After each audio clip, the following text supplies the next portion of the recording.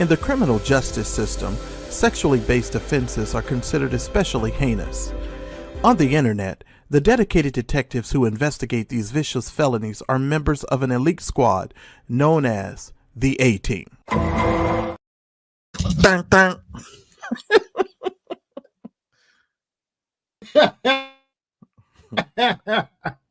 What's going on, man?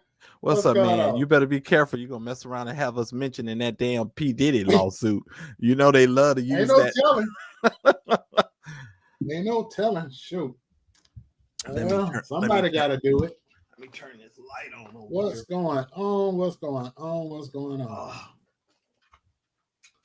And just so y'all know, in case something go wrong with my connection, because my internet be acting crazy, I might have to switch to my cell phone, but Marcellus will still be here rocking and rolling. All right. So, let's do this, man. He said y'all choosing violence right off. Oh yeah, well, you know.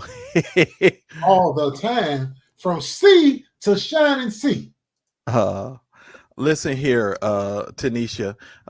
We're doing our very best. Is that my cousin Tanisha? I don't even know. I can't see. But anyway, hello everybody. Thank y'all for joining us on today. Y'all know how we get started here. Let me shout out some people that's in the chat. Ava Collier, our tried and true. We love you to death. Patsy Brown, we love you. Hey, Angela Smith. Good evening to you, Angela. Monique LaShawn. Hey, what's up? The one and only Christine Parks. Tanika, the plus size doll. Hey, you. Let's see who else we got here. Yeah. Let me go down. Ebony Woods. Hey, Ebony, with your beautiful self. Let me see here. Of course, Tanisha Moore, Nurse D. Yeah, and that is my cousin. I thought so. I didn't know. I'm trying to, hey, I'm getting older, this social media stuff. But Daryl, let's start with you. What's up with you before we get into all this stuff? Now, I know you had some stuff going on later, and I meant to call you before we do this live, so I'm not going to put you on the spot right now. So we'll talk after this stuff is over, because I don't think if I do do some work tonight, I might work a little bit later. But anyway, yeah. How you doing, brother? I'm all right. I just got off the road driving. I'm gonna go after the show, drive a little bit more. Okay, all right. Yeah, and it's so much going on. I'm just glad my name is Moore and not Combs. Yeah, I know that's a whole lot to deal with. Let me because I'm pulling up the indictment now. Hold on, because I want to make sure that I have it and I can read it, because we got a lot to cover. Because y'all know, if y'all are unfamiliar with when Daryl and I take on these cases, we typically read through the whole document, and I need to tell y'all why we're doing this in a minute too. Y'all know Johnson and Johnson's baby oil is flying off the shelf. It's sold out in Jasper's Walmart. No joke. It's out of stock. I don't know whether to laugh or to move. Oh well, I think you might want to move, because if somebody is flying Johnson and Johnson off the shelf like that, based on this case, you might be in danger. What did Whoopi Goldberg say in that movie? Daryl, Molly, you in danger, girl. You in danger. Somebody gonna oil you up, Tanika Shannette, and rub you down. So you better you better run. Don't wake up slow. Goodness gracious alive. That is nuts. But just for my folks over here in the Mad Church Disease channel, let me do some quick announcements, because y'all know I got to get some stuff off my chest. First of all, I want to thank you for all of you who've been supporting the channel, who have subscribed to the channel in the last couple of days. Daryl, we're very close to our 14,000 mark with 14,000 subscribers, so I'm really excited. I need, for those of you that are over here on the Daryl Moore channel, you guys need to hit the subscribe button.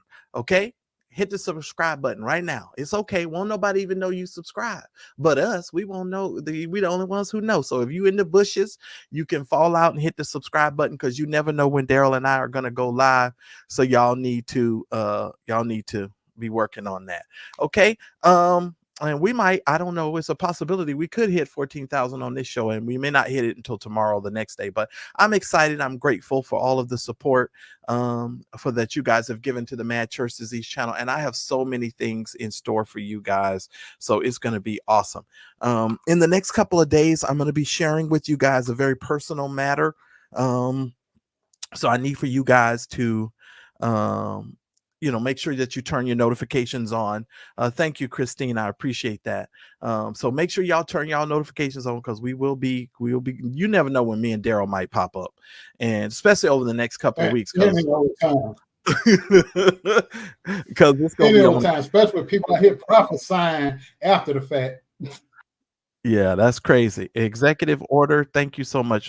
What is it? Executive order 13818. I don't get that. Barbara Carter, you're going to need to explain that. I don't know what that is. Daryl, did you want to pull up I've already got the indictment up. Are you going to pull it up? I have it up. Which one are we going with? We're going to go with the actual court document? We're going to go with the court documents. Now, before we do that, did you have any announcements for your folks over here before we get into this? Not at the moment, other than, like he said, please subscribe, hit the subscribe button. And if you don't buy me a coffee, it's buy me a coffee / cigar vlogger Daryl Moore. So, all right. And I'll be putting it up as we go. Yeah, I'll be sharing some information with you guys as well. But before we start this, just know, guys, tonight, we're not groundhogs, and we don't sit on YouTube every day. So when we come on live, we ask you guys to support the channel. You guys see the Cash App information on the bottom of the screen for Daryl as well as myself, and we would love for you guys to support the channel. That will be very, very beneficial. Blow that up some more. Hit that button, Daryl, so we can see that a little bit more. No, you see the button at the top of your screen that says 100%. Yeah, move the arrow back over. Move the arrow back over towards the plus sign at the top. Thank you.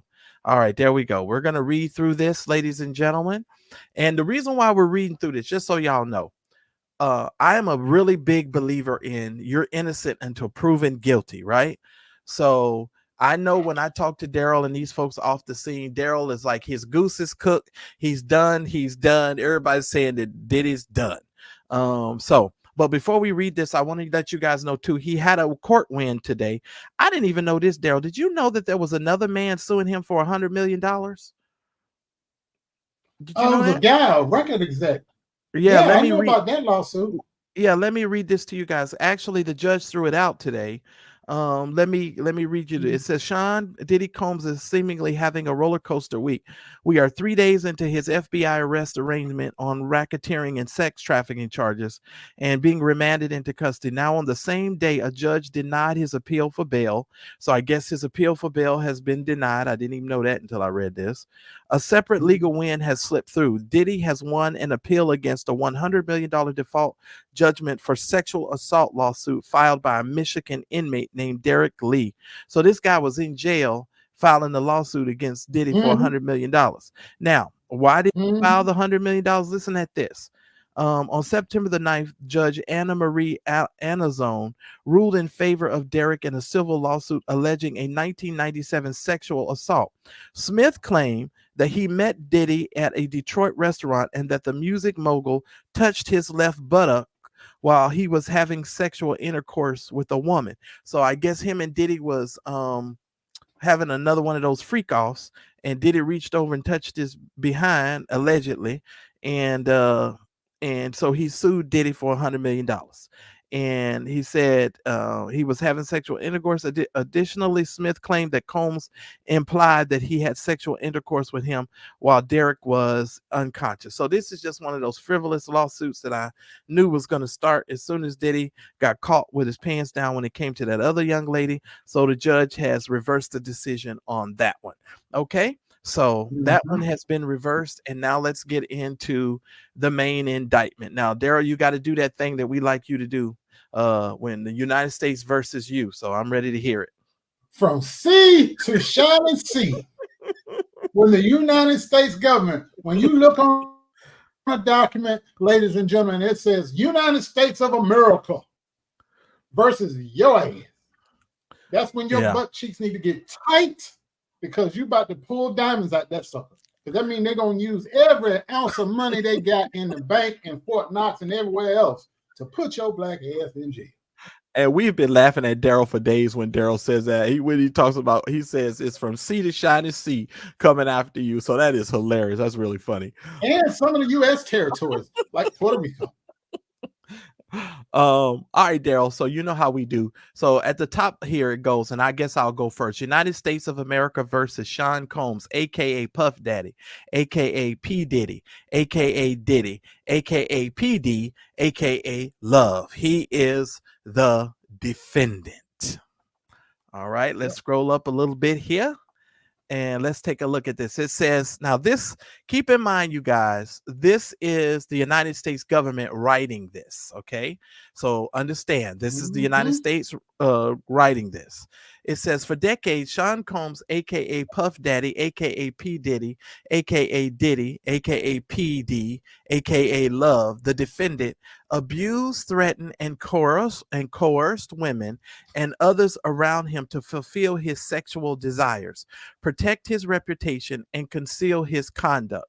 Now, first of all, you know, when they write this stuff, Daryl, it irritates my soul because although I know abusing people is a crime, and you know, fulfilling your sexual desires is not a crime, trying to protect your reputation is not a crime, and but the only two things that I could say in this first part of the sentence is concealing your conduct, and the things that you do to conceal your conduct could be a crime, and also abusing of women could be a crime. Those two things in this first sentence are a crime, but some of this stuff they always mention in this stuff to bolster their cases always annoy me.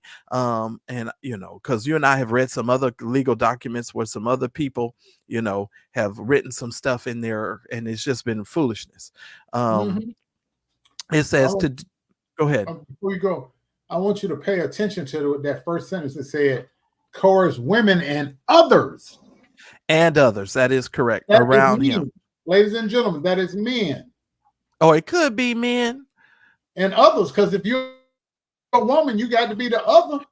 Yeah, but you know, we live between. but we live in a different society. It could be one of these it could be all kinds of people, the transgender, because you know they use different, don't they have different, what do they call it? Adjectives, nouns, participles, whatever. I'm gonna say it like this here.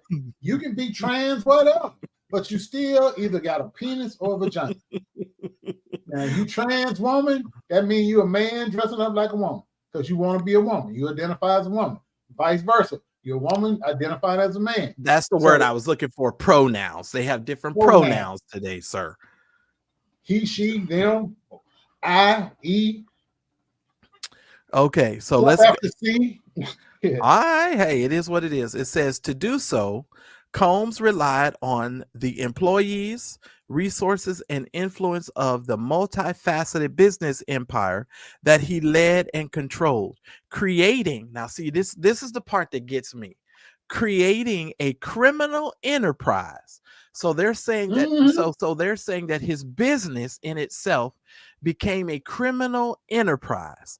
And Yes, sir. this is when the United States government, I tell you something else, whose members and associates engaged in and attempted to engage in, among other crimes. Here we go. Now, listen, it says they engaged in and attempted to engage in sex trafficking, forced labor, Mm-hmm. forced labor, Mm-hmm.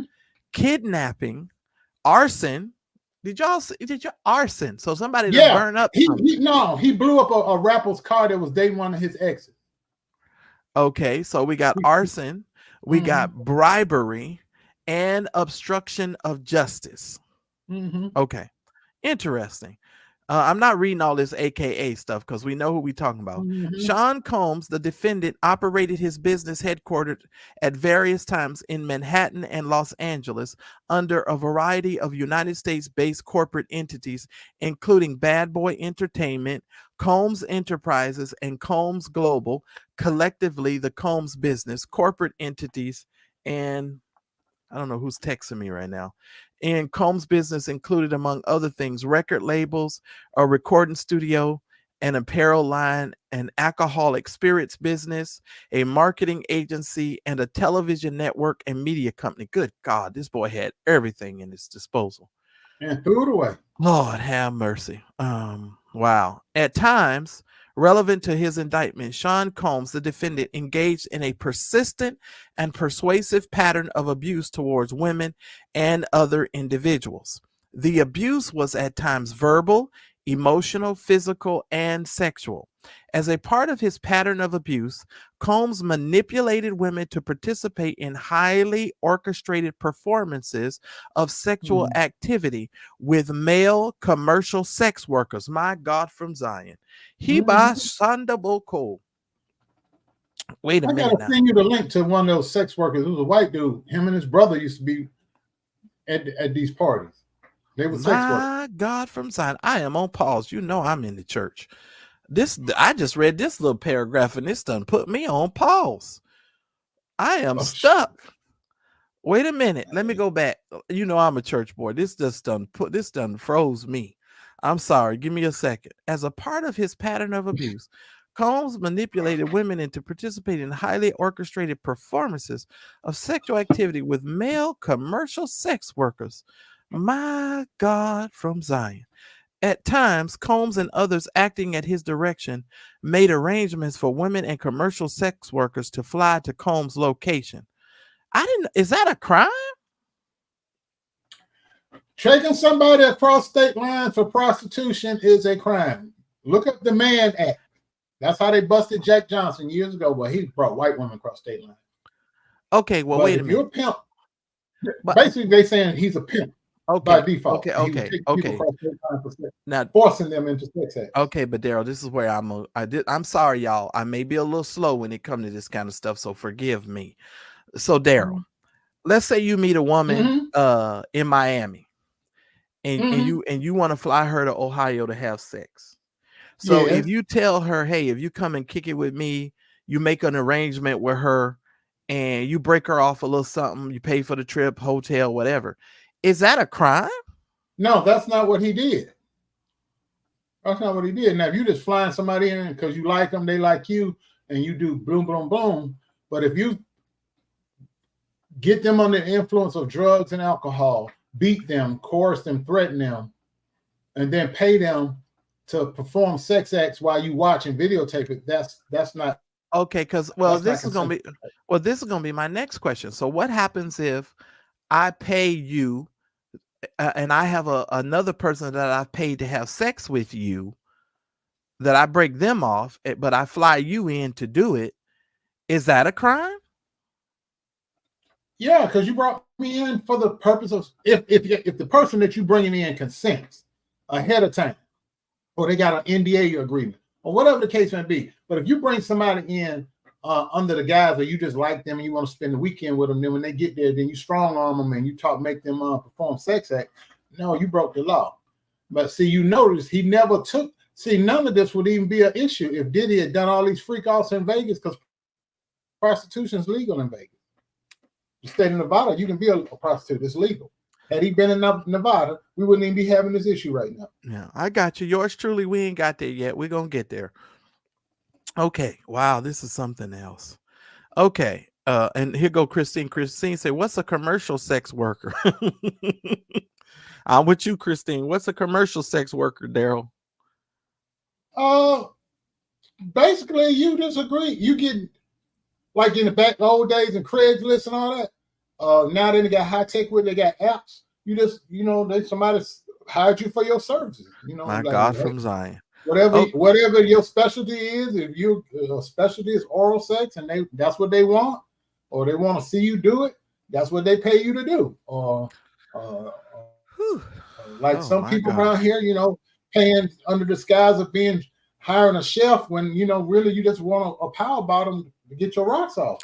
Yeah, you're right about that. Now let me read this part. It says Combs ensured participation from the women by, among other things, obtaining and distributing narcotics to them, controlling their careers, leveraging his financial support and threatening to cut off the same, and using intimidation and violence. And all that's where the came in. Now, all I'm gonna tell you is I do remember back in the day when Danity Kane and the little white girl, I forget her name, that was a part of the Danity Kane situation. She used to come out and talk about Diddy back in the day, and everybody knew what was going on with that. So I'm really not surprised. And now, they blackballed her. Remember? Remember? Yeah. I remember. Yeah. Now she ain't as crazy as they put her out to be. They kicked her out the group. They did everything to her. Yeah, her name was Aubrey. Yeah, I remember that. And then what about Dylon? Y'all remember Dylon? Yep. Yeah, so I mean this is going to be very, very interesting. Number 4. Wendy Williams warned us about Diddy years ago. Yeah, well, everybody did, just like they did with R. Kelly. They warned everybody about R. Kelly for years, and everybody was sticking the key in the ignition, and they talking about beep beep, giving that toot toot. Yep. Running her hands through my fro, bouncing on 24s. And you gotta keep in mind, I do like R. Kelly music. That's how I know that. Yes.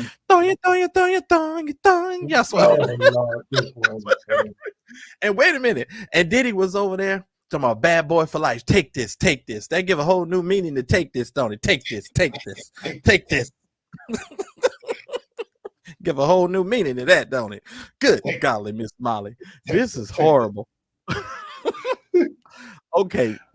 Number 4, physical abuse by Sean Combs, aka the defendant was oh God, I hate when I can't see stuff. I got on my glasses. Was reoccurrent and widely known on numerous occasions from at least in or about 2009 and continuing for years. Combs assaulted women by, among other things, striking, punching, dragging, throwing objects at. Now, come on. We know this is Cassie they're talking about because that was seen in a video, and they can prove that. That's not the only person he's alleged to have done that to. Well, I know, but see, here's where you and I and the people are going to get real upset with me.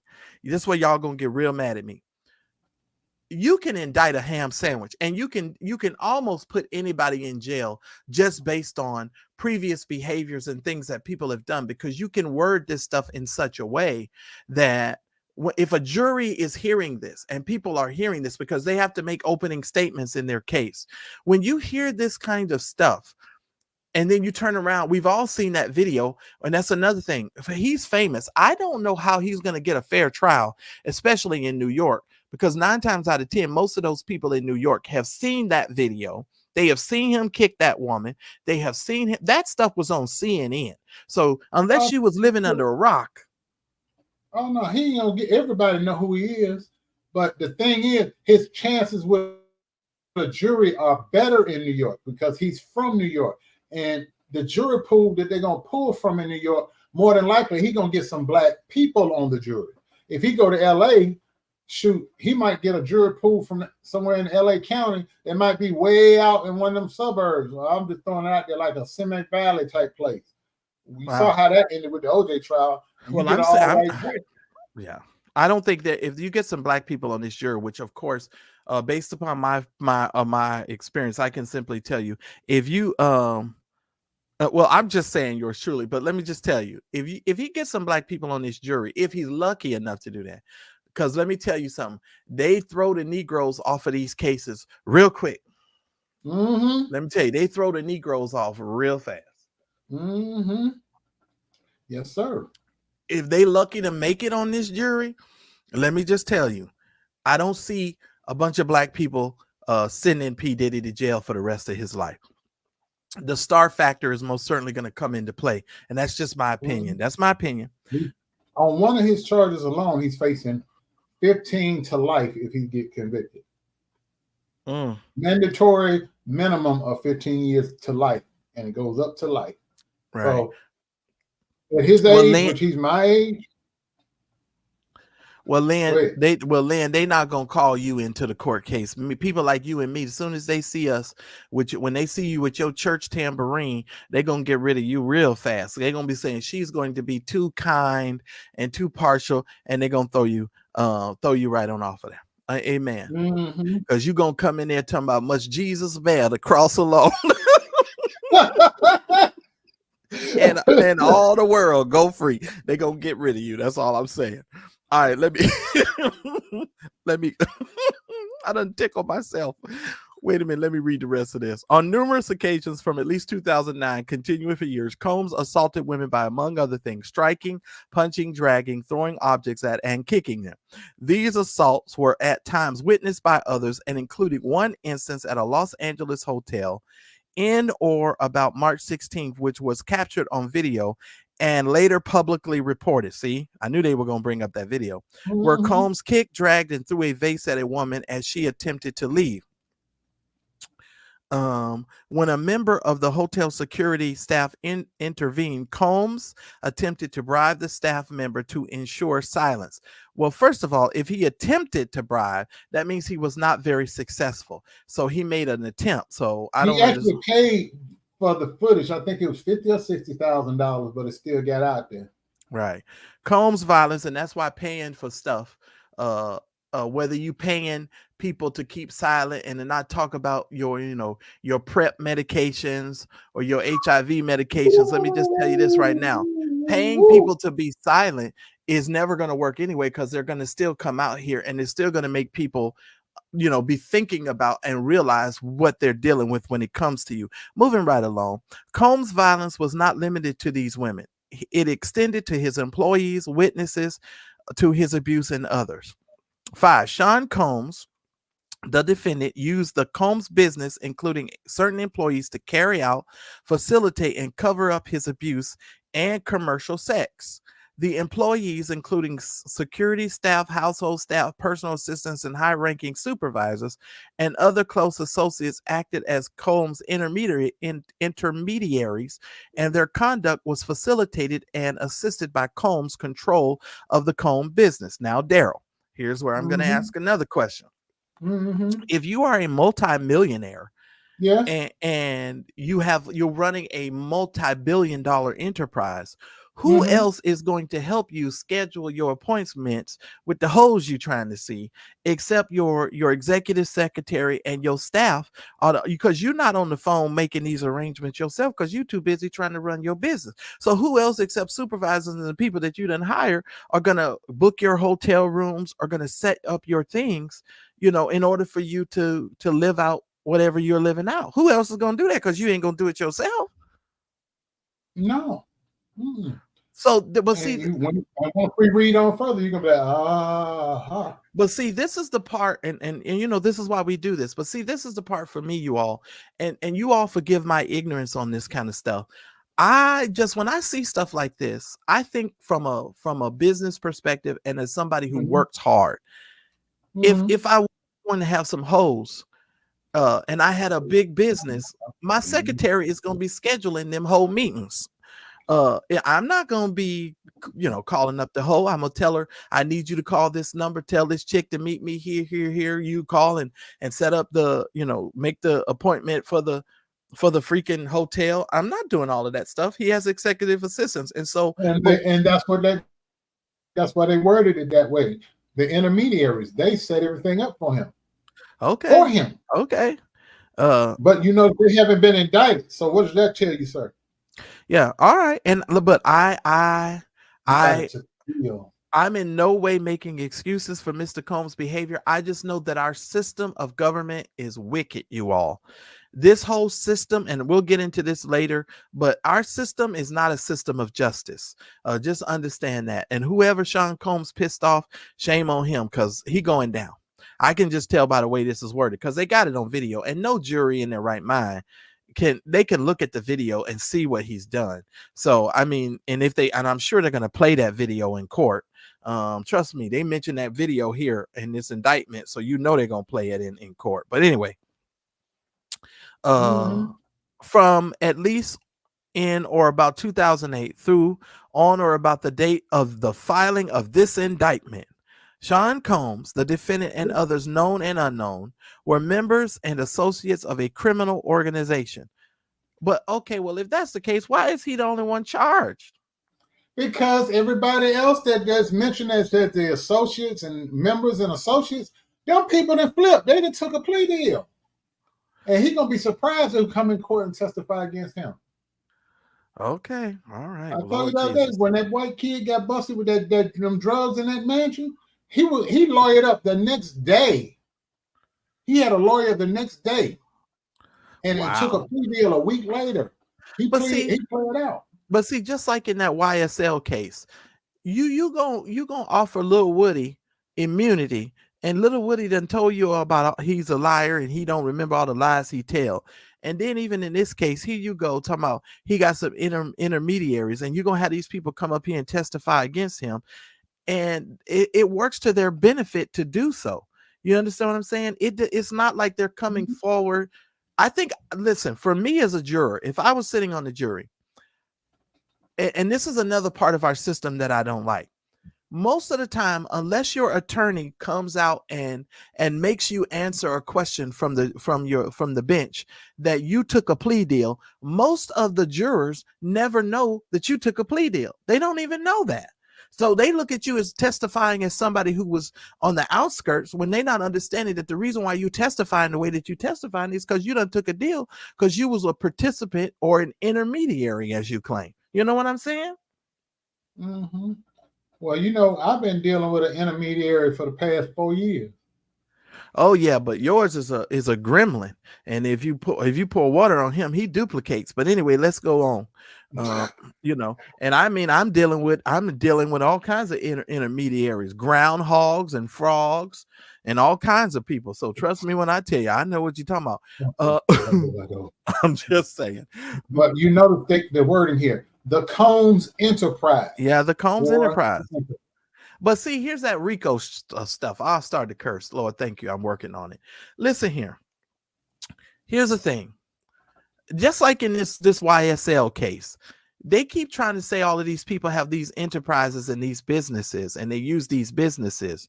But that's something that you have to prove. And the state of Georgia is having a very difficult time down there proving that. Now, hopefully, well, I won't say hopefully, maybe the New York attorneys will be better than the ones down there in Georgia.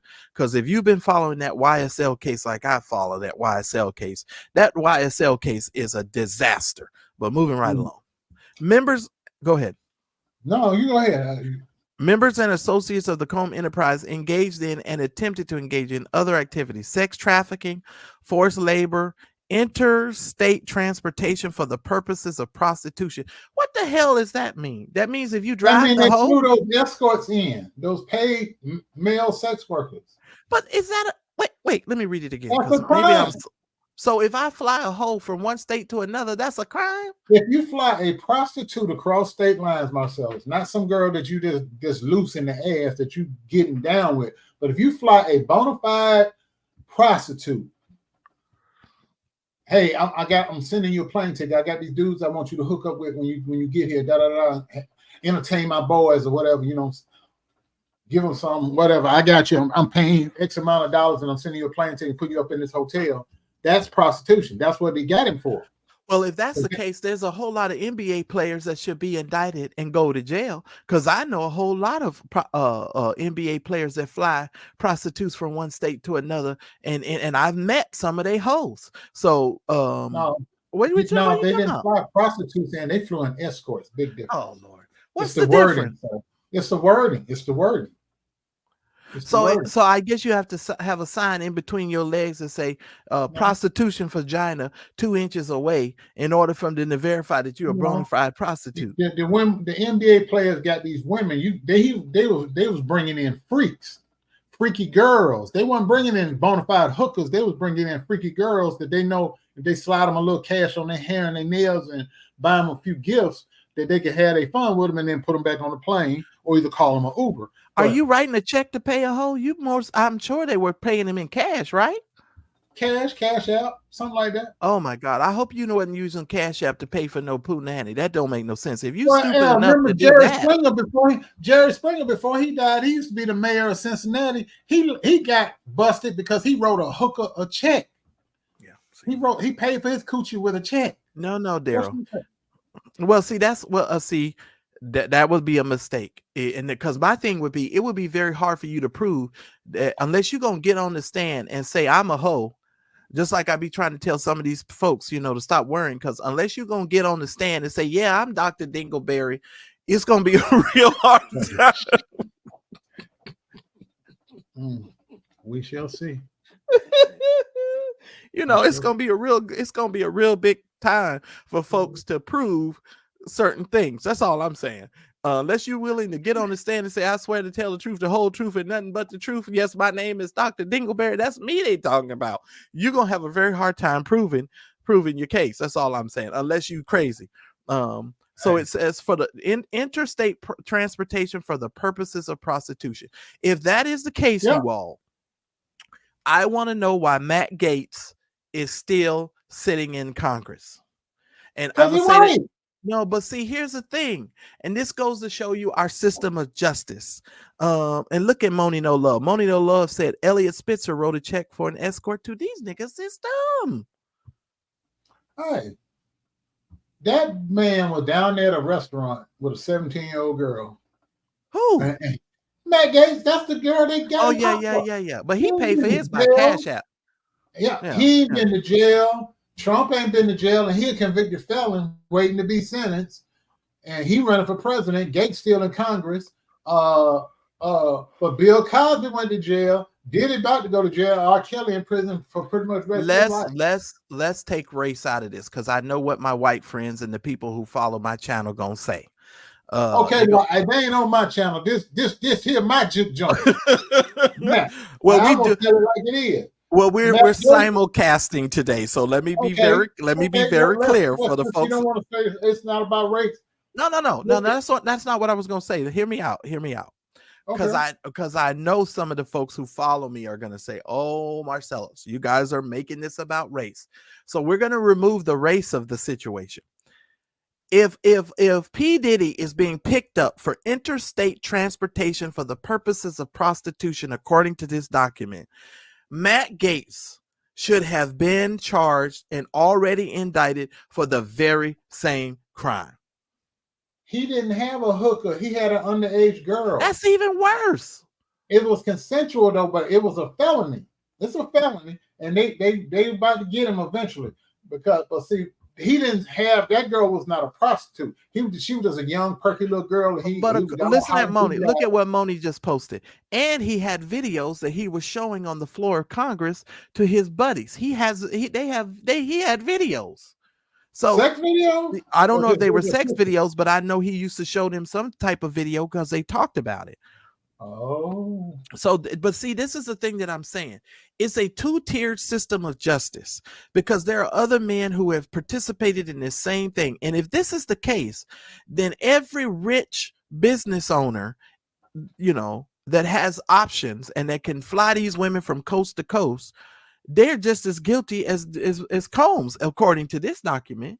They haven't. That Epstein went to prison, But none of the people that went to Epstein Island went to jail. Oh well, he may be No, none of unalived soon. We better be praying for P Diddy. He may be unalived, but let's. if he tell about the powers that be, yeah. But if he keep his mouth shut, he just gonna go to prison. Here's another thing: coercion and enticement to engage in prostitution. Let's stop right there. And I'm sorry I keep stopping on the commas. Listen here. I have told you all, for those of you that follow me and that know, we've talked about this a million times.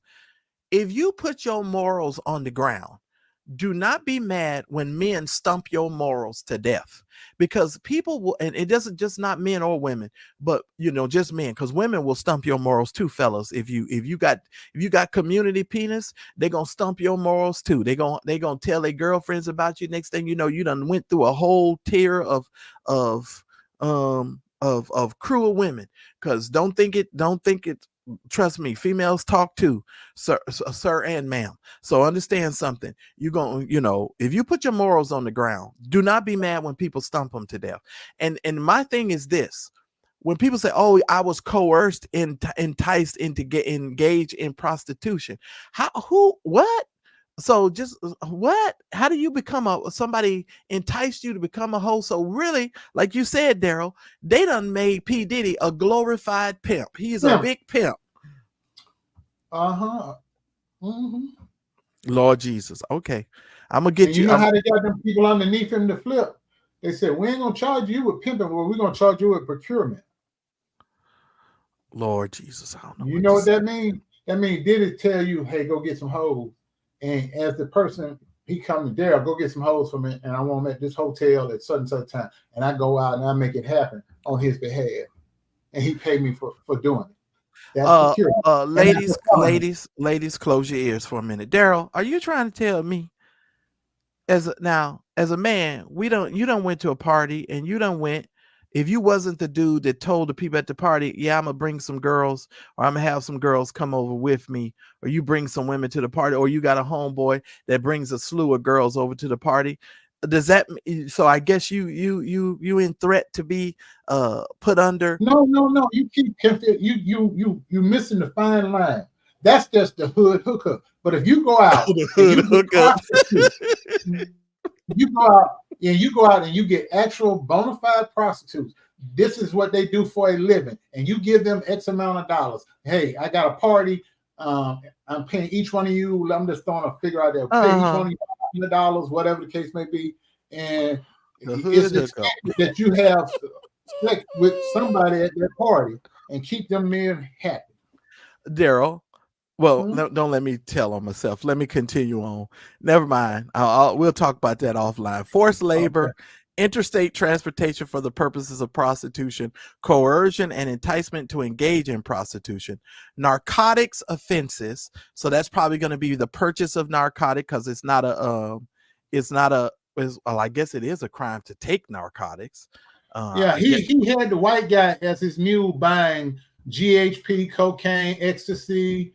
It's a slew in the other document. It lists all the drugs. And I think further down in this one actually lists the actual drugs that he made this cocktail to keep them high and so they'd be able to have sex nonstop 2-3 days at a time. Okay. Arson, bribery, and obstruction of justice. The Combs enterprise, including its leadership, its members, and its associates, constituted an enterprise as defined by Title 18, and he gives the code, that is a group of individuals associated in fact, although not a legal entity. The Combs enterprise consisted of, and so they're saying that the whole, you notice, who else? So they saying, wait a minute, Love, the defendant entities within the Combs business, including but not limited to Bad Boy Entertainment, Combs Enterprise, Combs Global, individual employed by the associated with Combs business, and others known and unknown. I don't even like the way it's them known and unknowns is gonna bust his head in court. Yeah, well, see, that's why I don't even read that part. Yeah, I don't even like the way that's worded. That's a crummy way of wording that, because essentially you're saying that the whole business and the people that work for his business are all criminals. That's really what you're saying. That's in essence what you're saying. You to skip on down to number 10. That's what we. Well, why are we skipping? Why are we skipping? We got to read it. Because up there it's nothing but it's just a bunch of legal jargon, but you can read it. I don't care. Okay, okay, because this is how I'm gonna get knowledge on this stuff because I don't Go be ahead, saying this go stuff. ahead. That's what But we're here to educate. but wait a minute, Daryl. I'm sorry, you all. Y'all have to work with me tonight because I'm not this kind of person, and I don't know that traveling a woman from one state to another, if she's a hoe, is a crime. I didn't know that. But I If thought you bring her across state lines for the purposes of paying her for sexual acts, but if you just pick up a prostitute and y'all just riding and you haven't crossed state line and you haven't propositioned her, she haven't propositioned you, that there's been no crime committed. There's been no verbal contract established. Y'all just ride in the car together, all right. or on a plane or whatever. But if you say, "Hey, I'm bringing you over here to LA, and you know I'm gonna give you X amount of dollars, and we're gonna do such and such and such and such," that's when you broke the law. Yeah, I don't know if they're going to be able to prove this under. It's almost like the racketeering thing. I don't think they're going to be able to prove this just based on what I've read. You know, What'd you say, Marcellus? If let's just say Uncle Fred is the feds, he busts us, and he charged me with conspiracy. In order for a conspiracy charge and racketeering to stick, all he got to do is when he go to court of law to the prosecutor has us in court. Mr. Moore, yes. Did you meet Marcellus McMillan on September 18, 2024 at 8 p.m. Eastern Standard Time? Yes. What were you talking about? And then I'm looking around because I know they got me. And I started lying. They said, well, don't worry, because at that point, when they ask you that question, the lawyer's going to object and say speculation. Because that's when they're going to come out with that. That's when they're going to come out with this. No, they ain't speculating because they got me on surveillance. They're going to say, well, have you and Mr. McMillan met? Did you meet on this such and such time and such a place? And I started lying. They're like, well, isn't this you on the video? Isn't this you, Mr. McMillan and you? That's the conspiracy. Two of us in the same place talking. They don't have to exactly know what we're talking about. I'm a known criminal. You're in the company of a known criminal. So they're going to figure, in order to get to me, they're going to bust you. They're going to try to flip you to testify against me. Well, we need a lawyer. Any lawyers in this chat, y'all? If anybody in here is mastermind, I'm at the top of the pyramid. They want me. They don't want the bottom feeders. They want the top dog. I'm the cigar blogger. Oh my God, this is crazy. I got you. That's how these laws that we're reading, Marcel, seriously, ladies and gentlemen, these are the laws that they use to bring down organized crime, the mafia. Correct. So that's what this is. RICO and conspiracy. The worst thing, a drug dealer. That's how they get drug dealers on conspiracy charges. Two drug dealers meet. You could be at a McDonald's eating a Big Mac, and they say, "Oh yeah, this y'all meetup place." And you got a felony in your past. I got a felony in my past. Then they go to get a warrant to start putting surveillance equipment up, listening in on our phone conversation, listening on bugging our house because they got suspicion. Reasonable suspicion. That's how this whole RICO. And then if I'm the head drug dealer and I got all these people working under me, that's what a RICO, that's what a racketeering comes in. Because I got people, I have an ongoing criminal enterprise. Kind of like if you got a Patreon page and you got all these people going to your Patreon giving you money, and then you got people up under you, lying, scams, keeping your ongoing criminal enterprise operating, and you ain't paying no taxes, you ain't filing the paperwork. That's how they get you with these RICO charges. That's what they do. Oh, all right. My God from Zion. Okay. Yeah. Number 10. Yeah. Sean Combs. The defendant and others known and unknown participated in unlawful and other activities related to the conduct of the Combs Enterprises affairs. Well, see, I don't like the way this. I'm trying to tell you, they're gonna have a hard time in court. You're not gonna like none of it. This is what they do to put you in prison. Marcel. I got you. That's why they have a 95% conviction rate. This wording is what gets them there. I get it because I've been watching and these court cases as of late. But see, Daryl, you can make anybody on paper look like the worst thing since sliced bread. You know, if I hire you and you work on my staff, you're not necessarily, and I tell you to go, I met a hooker and I need you to book a flight or put her on my private jet and I'm going to take her from one place to another and pay her. Now you're a part of a criminal enterprise. That just don't even sound right to me. I'm sorry. It don't even sound right. You know, That's just me. Maybe it's the male in me. I don't know. Because if that's the case, there's a whole bunch of men in the country that are part of an ongoing criminal enterprise. I'm just saying. Do you know these rich white men do this all day, every day? Yes, I know that, Okay. sir. I know So that. But I'm just saying. I'm just telling you how it works, Marcellus. I'm not trying to approve of what they do. I'm just telling you how they get the big top dog criminals. This is what they use to bring down. And we have Richard Nixon with to thank for this, because this is what he used when he got to be president to bring down organized crime. These RICO laws. I got you. And Ebony, we ain't got there yet. We going. These individuals included certain Combs businesses employees, such as members of Combs security staff, household staff, personal assistants, and high-ranking supervisors, as well as close associates of Combs. Purposes of the Combs enterprise. The purposes of the Combs enterprise included the following: operating a global business in media, entertainment, lifestyle. See, I don't like this. I don't like this because I don't believe these businesses was not started with the intent in mind to become what this stuff has become. You understand? Oh, no, his vision was always to expand beyond just making records and music. I get that, but his business was, I don't believe that when Sean P. Diddy Combs started this business, he had in his mind to start a criminal enterprise where he was flying hoes all across the country and around the world. No, that's not what they're saying here.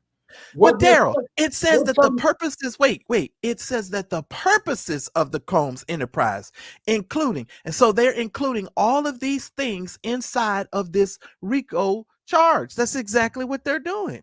No, this is not the RICO. All these things are legal, what they're telling you. And letter A, operating a global business in the media, that's legal. Entertainment, that's legal. Lifestyle industry, that's legal. What you know, but Daryl, if you're saying that the Combs enterprise facilitated all of these things and that the purposes of the enterprise were to facilitate these things, in essence, what you are saying is that the whole reason why this business existed was so that you could participate and do these things. No. Am I tripping? Or am I just overthinking? You tripping. You overreaching it. Oh, okay. Let me The company that is in letter A, that was the legitimate part of the company. What they are saying as far as the law being broken is because of those things in letter A, he was able to branch out and do the illegal activity, and he used the funds from the legal activity to bankroll his illegal activity.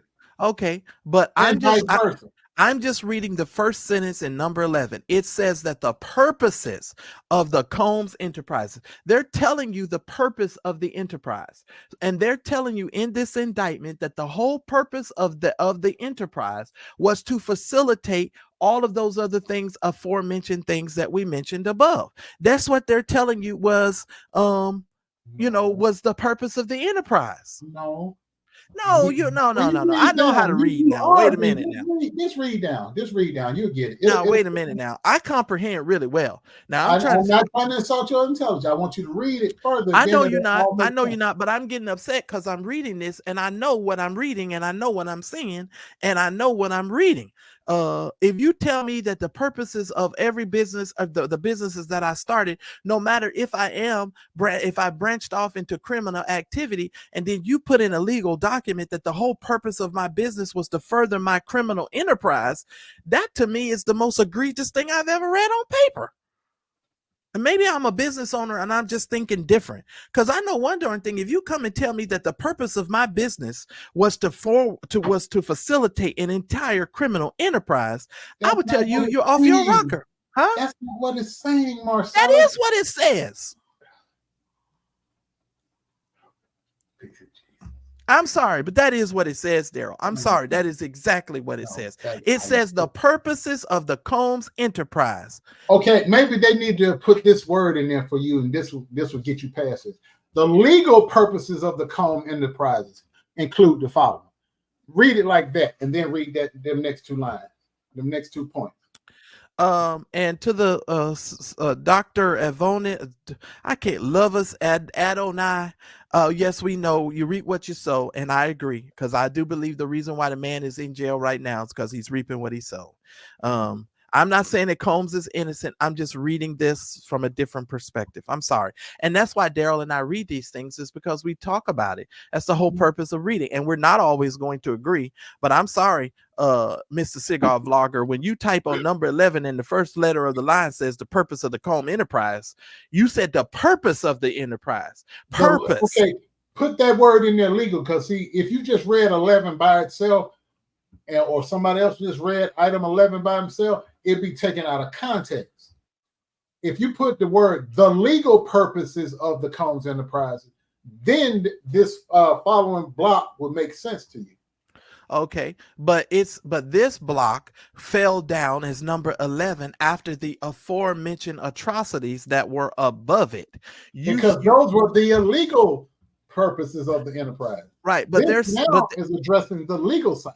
Okay, but you're saying that the legal side that he formulated was to further the illegal activities that he was doing. That's the position of the prosecution. That's not my position. That's the prosecution's position. Oh, okay. Well, that's the prosecution. No, you didn't. No, I've been got it. But I'm just saying to you, if you look at the totality of what they're putting in this indictment, if you're telling me that the purposes of my entire enterprise was to further a criminal enterprise, that just cannot be. Okay, and hopefully he got some good lawyers, because that's the dumbest shit. What in the hell does I'm sorry, I'm cussing. I've been trying to work on that. I'm sorry. What does what does Sean John have to do with me flying a hoe across the state line? That's a garment company. Yeah, but Sean, the money you made off Sean John enabled you to fly the hoes in and pay for the hotels and the drugs and the liquor and 1,000 bottles of lube and what. Right. So if I'm a rich man who starts a business, okay. Well, let's move on, because we're gonna have to talk about this on another show. Because that's we'll be here all day, because my blood is boiling. I'm a business owner, and now my blood is boiling because this makes no sense to me. But I'm gonna keep on going. Let me stop. I can't even read.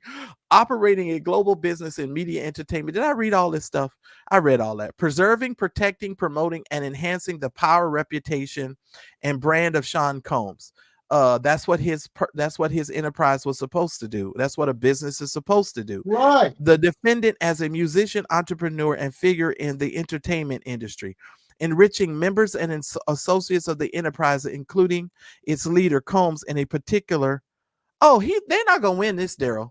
I tell you, I can read good. What these people are trying to say, unless I can't read, they're literally saying his entire business is a criminal enterprise. Yes. Oh, they're not going to win this. They're not going to win. Sellers. You don't. Okay, I'm gonna bring you down to the church level. You can't say, okay, this part of my ministry is legit when you over here and you got on the legal side. All of it's illegal because you run an ongoing criminal enterprise. You can't say, let me sit there for a minute. I need to think. Well, let me think for a minute. Okay, you got a church. I'm listening. And you selling Jesus junk, and you know it's Jesus junk, or you got robocalls that's underneath part of your like Bernard Jordan. Okay, right. Or you got the entertainment arm of your online ministry, and you got robocalls, and we know robocalls are illegal, but it's all a part of your ministry. But on the other side, we feed the homeless every weekend, but you still got this illegal side of it, so you can't cherry pick. Well, I get what you're saying. Illegal, okay, and this section is legit. No, all of it's illegal. Because all right, chat and Daryl. Let's go here then. So what they're saying is, because of the bad stuff that he's done, the bad stuff is going to totally wash out and overshadow the legitimacy of his actual business because of the other things that he's done. Do I understand that correctly? Yes, sir. Okay. Yes, sir. Yes. I don't know. As a juror, I would personally have problems with that. And that's why they would strike you day one. They go, here comes that. Well, he got a ring on with a cross on. He got to go right now. He don't want to have Bible study in the jury room. I'm just saying. I'm just saying I would have problems with that. But see, that's why I don't like our system, because our system does certain things um that I don't agree with how that's worded. And if you tried to present that to me, that his entire business was some sort of illegal entity, then I would not agree with that. I'm sorry, that's just me. Okay. um okay, Ingrid says it is simple. Okay, okay, Ingrid, it sounds simple to you, but You when know you who gotta put the money up for him to start his record label, right? when it was a drug pen, right? Kingpin guy. No. Remember the movie Will Smith played in where he was sleeping in the subway and all that with the little boy? Uh-huh. That guy went on to become a multi-millionaire, billionaire. That was the guy that put up the front seat money by default because he laughed. He said, because Diddy took some of the money and started that record label after he got fired from Uptown. Are you talking to, oh, okay. Are you talking about the guy that went to work for Merrill Lynch, the black man that they made the movie based on, or somebody else? Right, him. Oh, it is him. Oh, okay. Yeah, Wow. I yeah, don't yeah. remember his name right now. I can't either, but yeah. Oh, wow. He I took didn't know that. that Jesus was the Christ. seed money for Bad Boy Records right there. This case is horrible. All right, moving right along. But I just know people. And let me tell y'all something. When you put 12 people in a box, 12 people are going to listen to your case, and they're going to bring their experiences. They're going to bring what you tell them in the courtroom. And I don't care what nobody says. It is very hard to convince 12 people uh to think about the same thing. If you use personal funds in your business or vice versa, they can pierce the corporate veil. Okay, Ingrid, thank you for sharing. Thank you for sharing. All right. Um, all right, let's go on D. Preserving, protecting, promoting, and enhancing the power of Combs Enterprise, including the power of its leader. Combs through violence, use of firearms, threats of violence, coercion, and verbal, emotional, physical, and sexual abuse. Fulfilling the personal desires of Combs, particularly those related to Combs' sexual gratification, including through the exploitation of women and the use of commercial sex workers, enabling Combs, Lord Jesus, and other members at the cross, where I first saw the light and the burdens of my heart rolled away. It was there by faith. I'm sorry, I had to take a praise break for just a second. I received my sight. Now I'm happy all the day. I may have to start reading this because this is rough. This is something else. It gets worse. It gets worse. Trust Jesus. me. I read it earlier today. I was like, ooh. My God from Zion. I'm just reading this for the first time with you all. I am just. It gets worse. It gets worse, brother. Just trust me. This is crazy. Okay, let me keep reading. I'm sorry, y'all. My God from Zion. I need to take a breather. Okay, enabling Combs and other members in the blah, blah, blah. Okay, coercion, enticement, engage in prostitution, narcotics distribution of other crimes, and concealing the commission of such acts. Securing absolute loyalty from members of the Combs Enterprise, including through acts of violence and threats. Protecting the Combs Enterprises and its members and associates, including Combs, from detection and prosecution by law enforcement authorities through its acts of intimidation, manipulation, bribery, and threats of retaliation against individuals who witnessed the crimes committed by members and associates of the enterprise. Pause. Wasn't there a woman a long time ago, Daryl, that said she got shot by him? Yes, yes, and I'm glad you brought that up. When Shine, J-Lo, and Puffy were in the club one night, and something popped off, Shine took the fall. He went to prison for 10 years. J-Lo didn't have no gun, but she later stashed the gun, but she was never charged.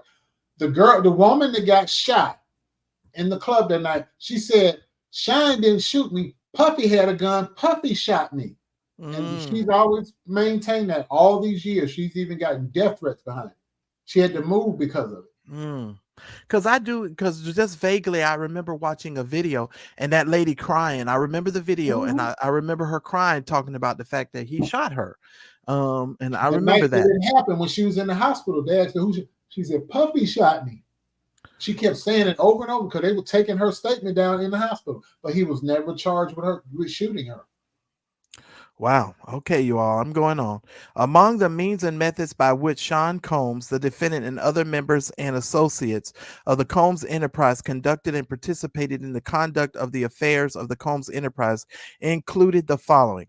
Combs and other members and associates of the Combs Enterprise wielded the power and prestige of Combs' role at the Combs business to intimidate, threaten, and lure female victims into Combs' orbit. I might say web of deceit and sexual gratification there, often under the pretense of a romantic relationship. There it is, right there.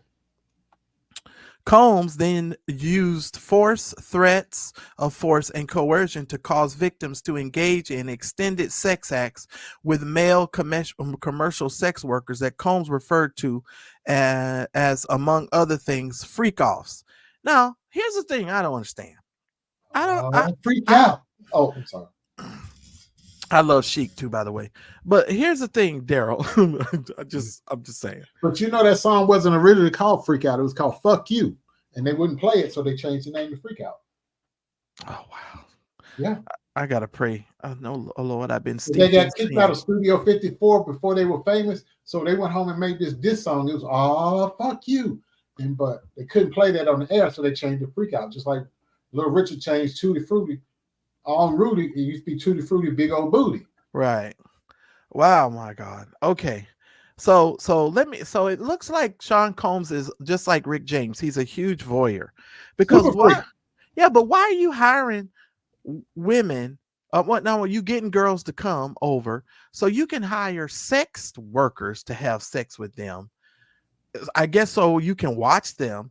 He liked to watch them, and then he was bisexual. Oh, this is disgusting. I'm already He's disgusted. bisexual. He likes men and women. Oh, I'm so disgusted right now. I'm disgusted. I'm disgusted. I'm disgusted.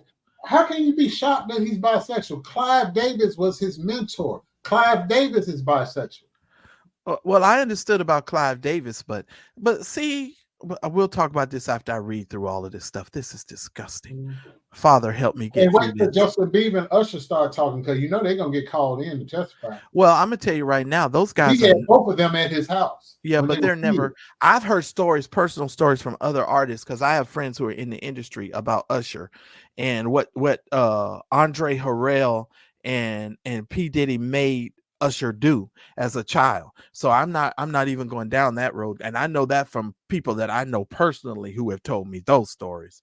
Now I wasn't there, but I can sure enough tell you. Yeah. Oh my God, blah, blah. Well, and here's the other thing, and we ain't even got there, Shanice, but he videotaped it. That's the thing that's gonna make him go down, y'all. Because when I heard them in court, yeah, because I heard he videotaped this stuff like an idiot. Him and R. Kelly got major problems because there ain't no way in the world I'd be this kind of a sinner and have this on repeat and somebody pushing record.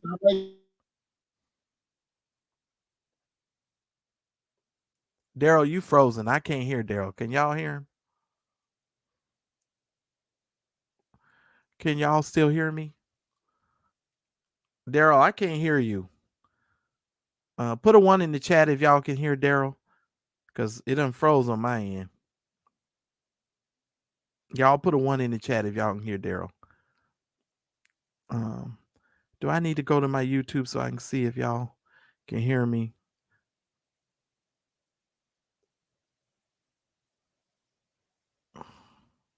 Okay, but y'all can still hear me, right? Okay, he's coming back on.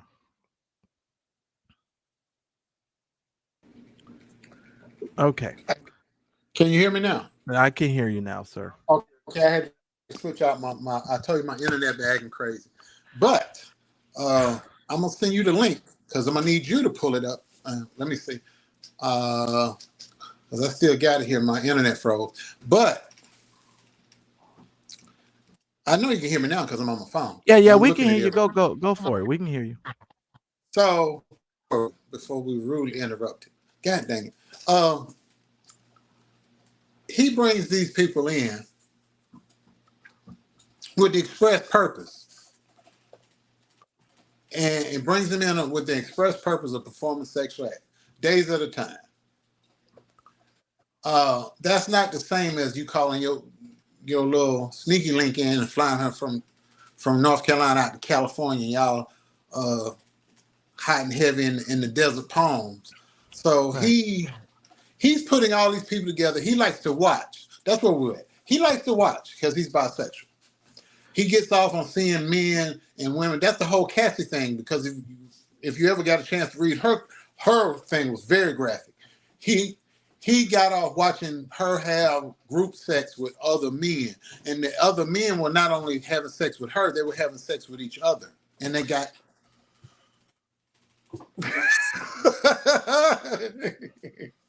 The look of disgust on your face is hilarious, man. Now, I've been telling people for years that these preachers do this. By the way, Daryl, I shared my screen, but I think you have to pull it up because I still got the indictment up on my other screen so people can see it. I'm not. Trying to get it back up. You got to understand something. I'm a church dude, and I know that people you do all kinds of freaky stuff, and I get you. I'm not immune, I'm not immune. I think I'm a little bit of a freak myself, but I'm be honest. I'm a little bit. I think Let us pray before we do but my freak is not like this expansive. So when I hear this kind of stuff, I just shake my head. First of all, Cassie was his girlfriend, so obviously he didn't care anything about her. Paper, and that's it. Oh my God, this is disgusting. Okay, let me read through this. Oh my God, this is just disgusting, Daryl. Hey, brother, it is what it is. Yeah, I get you, but that's a trip. Okay, let's move right along. Combs and other members and associates in enterprises wielded the power of prestige of Combs' role, blah blah blah. Okay, commercial sex workers, because I read all that part. That Combs referred to as, among other things, as freak-offs. The freak-offs were elaborate and produced sex performances that Combs arranged, directed, masturbated during, and often electronically recorded. Mm-hmm. Now, this is what Rick James did. I know that for a fact. And that's why Rick James went to prison, because they burned cigarettes on the girl's body and all that, and held her against her will, kidnapped her. Was that the reason why he went to jail? Yeah, they were putting out cigarettes on her body, burning her with cigarette lighters, and I didn't know that. Against her will in the house. Daryl, can you hit your button so you can let me see the indictment on the screen? I cannot, because I'm on my phone. I'm trying to get it back up on my computer. Give me a second. Okay, because I don't. So you guys are gonna have to wait for Daryl, because I can't do it from my end. Because it's giving me a problem here. Okay, now, so I can do is text you the information. You can stick it in the chat. Were you talking about for the indictment? Yeah, I got both documents. I sent you the links to both documents. Yeah. You can send the link and I'll put it in there for everybody. They wouldn't buy me a coffee. Yeah. All right. Oh my God, this is something else. Okay, y'all forgive me. I'm sorry. Please don't be mad at me, but it takes my breath away sometimes to read this kind of stuff. Freak offs. But Daryl, I mean, it's a whole world out there, brother. I know, but if you're rich. What kind you need deliverance. No, that's why we need deliverance ministry, because he need deliverance. Oh, shit. This boy said deliverance ministry. He need deliverance. Why? Because they getting laid? No, because he needs to go down to the bench and let one of the old mothers pray over him. He needs to be purged. Because I'm sorry, if you're the kind of person that need to be in a room full, because this is all really what we're talking about is orgies. You're just having elaborate orgies. Okay. You do realize what you consider freaky is just regular old sex with other people, and vice versa.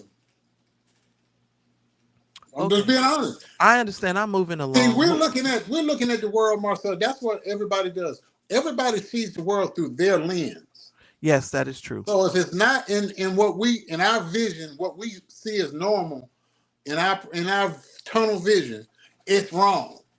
Okay, I'm not going for or against. I'm just telling you, There are people that you see every day that you will never know are into this and worse. No, I understand that there are people that are into feet.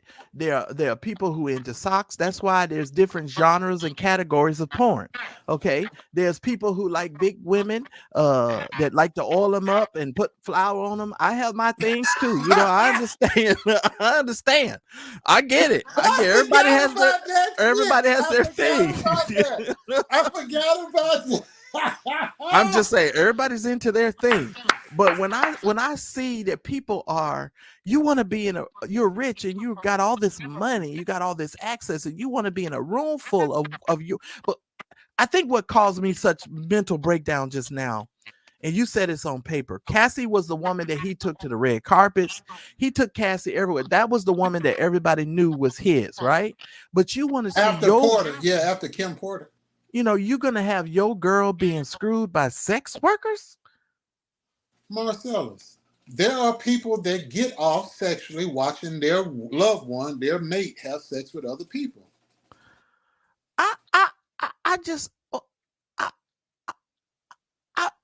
I don't understand how these people. Well, let me just say it this way. That's because you're not into that. I get it, Daryl. I get it. I get where you're coming from. This is why the scripture says we must be born again. Here you gonna come with the scriptures. You keep beating somebody over the head. This is why the scripture says we must be born again. Because I cannot. I'm sitting here. I'm having a tough time reading the document. I couldn't imagine if I had to make a decision in this case. This is gonna be a mess. And if they televise this, Lord Jesus. Lord help me right now. I'm sorry, y'all. I'm sorry. Okay, let me get back to the reading. Father and the God, Lord Jesus, help me. Okay, I can't even get through the document, so y'all know it's messing with me. Whew, freak offs. Okay, in arranging these freak offs, Combs, with the assistance of members, associates of the Combs Enterprises, transported and caused to be transported commercial sex workers across state lines and internationally. Holy camoly. These fools were international hoes. All right. So he did some Zachary Timms stuff. Y'all remember Zachary Timms had a Russian hoe. Now, y'all may not know about that preacher, but he had a Russian hoe. Anyway, freak offs occurred regularly, sometimes lasted multiple days. Oh, Shatabakasoto. Multiple days, and also involved multiple commercial sex workers. During the freak offs, Combs distributed a variety of controlled substance, cocaine, I'm sure, ecstasy, I'm sure, to victims, in part to keep the victims obedient and compliant. Sometimes, unbeknownst to the victims, Combs kept videos he filmed of the victims engaging in sex acts with commercial sex workers. After the freak-offs, Combs and the victims typically received IV fluids to recover from the physical exertion and drug use. My God, from Zion. Hobashai. Hobashai. Where's Mother Stacks when you need her? Ho! Now wait a minute. Daryl, every couple of months I get dehydrated and have to have IVs. These Negroes is having sexual. Do you know the amount of fluids and stuff you got to exert to need an IV afterwards? I've heard of having a ham sandwich and a glass of water. And you play. No, when you out there playing a sport and you got to get Gatorade, Powerade to rehydrate yourself, you physically exert it. Because when you take ecstasy and those other drugs, like when you taking people to those raves out in the desert or wherever they have them, they overheat because the ecstasy doesn't allow fluid to your brain. That's what it messes you up. It fries you. So, Ebony, I've been in church all my life. Hobasha. And that's exactly what they're doing. Hobasha, ho. Each row. I've been in church my whole life. Hobasha. That's all I can tell you. Somebody need deliverance ministry. We need to send P Diddy over there with the Angie Ray and the Ray sisters. He need to go down to the altar. My God, from Zion. Whew, this is going to be a hard case, Father and the God. And what was TD Jakes doing with him then? Oh Lord. Well, we're not even talking about that, Edith. We ain't even talking about Kamala. What's that got to do with what we're talking about? I need you to stay on topic, Edith. You know I love you, but I want you to stay on topic, Edith. Oh, bless his holy name. Members and associates. Somebody asked, where did he get IV fluids? Shoot, if you're rich, Michael Jackson had propofol in his house and an IV drip. There were some doctors that's going to be in this case. They're going to have to testify. Oh, you can best that. Oh man, you wait, because when they're going to be like, but no, actually, all jokes aside, y'all, you can go to the store yourself and buy IV fluids. Yeah, that's true. But I know, but they're legal. There are places you can go to get because I've been telling some people that every couple of months I want to get IVs, get fluids, and my friends were telling me there are places you can go to actually get those fluids put in you, because I normally I run to be dehydrated sometimes, and that's when I get all lethargic. So if you're ever feeling like super lethargic and you can't get out of bed, you're always tired, a lot of times, guys, it's because of you're dehydrated, and you might need to go get you an IV. It really does make you feel completely different once you get them. I'm just saying. Yes, I agree. So I'm sure they felt like $1 million after they had these sex party things, and Lord Jesus, 3 days. Good Lord, 3 days. Now a part of me is shocked, and a little part of me is a little bit jealous. I'm just saying. I got a little bit of jealousy, just a little bit. Just a little bit. For what? I would have loved until you pass out. The sinner in me would have loved to had just one time in life to go there and have a 3-day freak off. But I just don't want to be in a freak off with a whole bunch of other people. Can you imagine?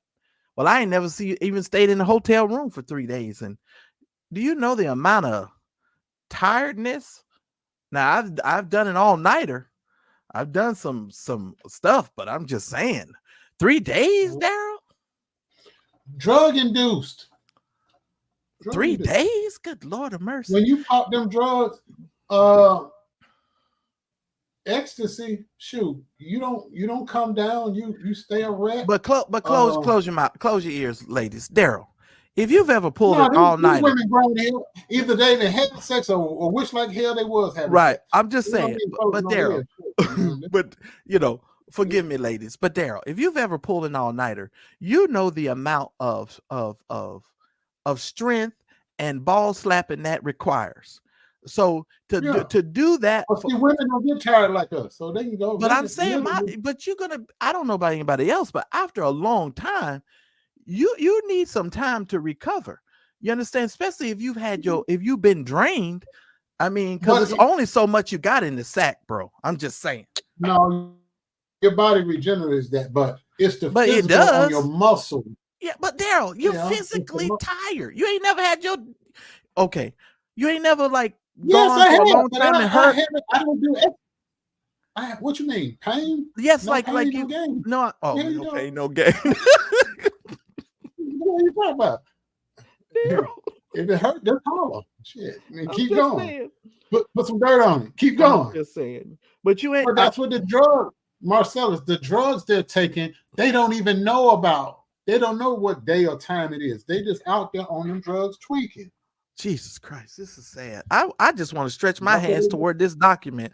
Father, bless these people. They just, Lord Jesus, I just ain't never heard of no stuff like this. 3 days, IVs and fluids. Where you been? Hey, I've been at the church. Everybody know where I've been. I've been at the prayer meeting at the shut-in. They were shut in. They was never shut in a prayer meeting. I guarantee you, everybody was calling on the Lord. I was at the shut-in. That's where I was. I'm sorry. Oh, Lord, I'm sorry. I was listening to Kurt Franklin and Stomp and God's Property and the Family. I was listening to Helen Baylor. I don't know. This is deep. Okay, let me get myself together here. I'm just saying. If it hurt, just holler and keep going. Okay, Lynn. And say, God, give me strength one more time, like Samson on those pillars. Lord, give me strength one more I time, need a Father. break. I'm just saying, after a while, I'd be like, nah. Cause after a while, yeah, you gonna need some hollering. You gonna need some that's gonna be some Uh, hollering. Father, help uh, okay, Edith, I don't know what's going on, but I'm gonna need you to stop. Who is he?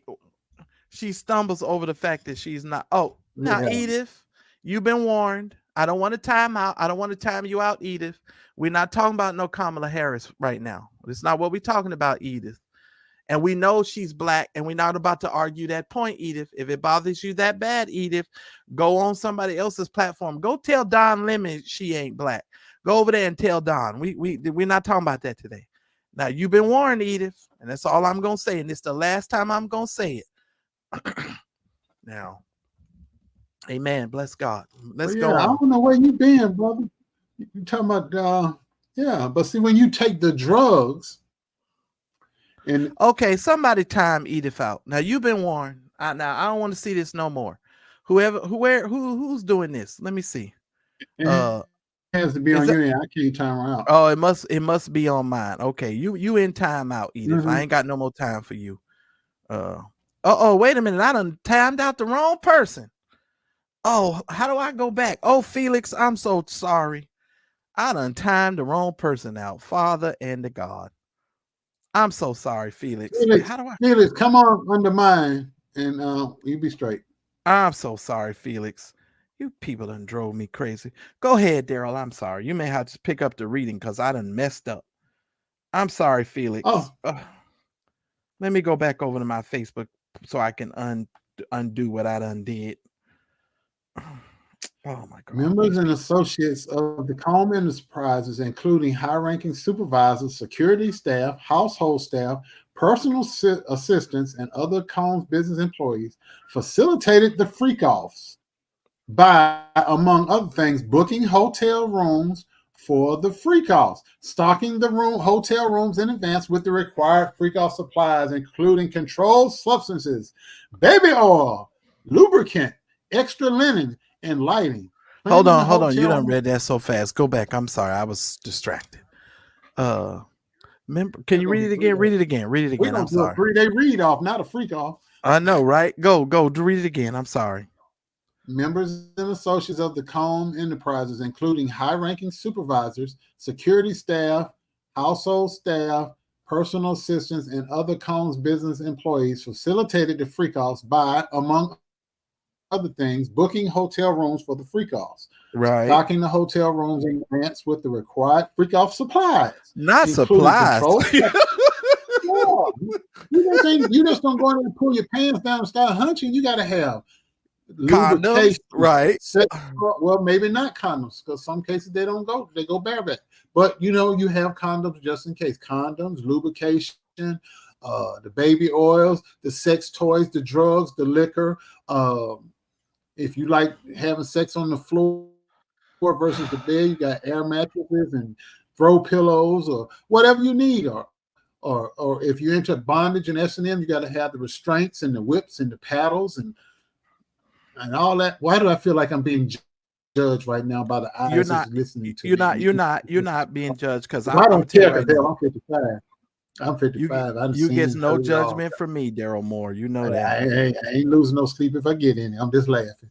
But anyhow, I'm just telling you, I mean, outfits, costume. He might have a theme for the night. He might want y'all all come dressed up as I don't know, as Mario Brothers, and it might get him all watching the Mario Brothers or the Smurfs or whatever. I mean, I'm just making up stuff, being silly right now. But yeah, it's not just you just get in, take your clothes off, start doing it.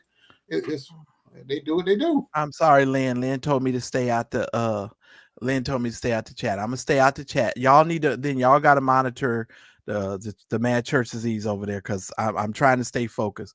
But Daryl, if you work for the man and he's paying your salary, Yeah, you're gonna do what you need to do so you can feed your family.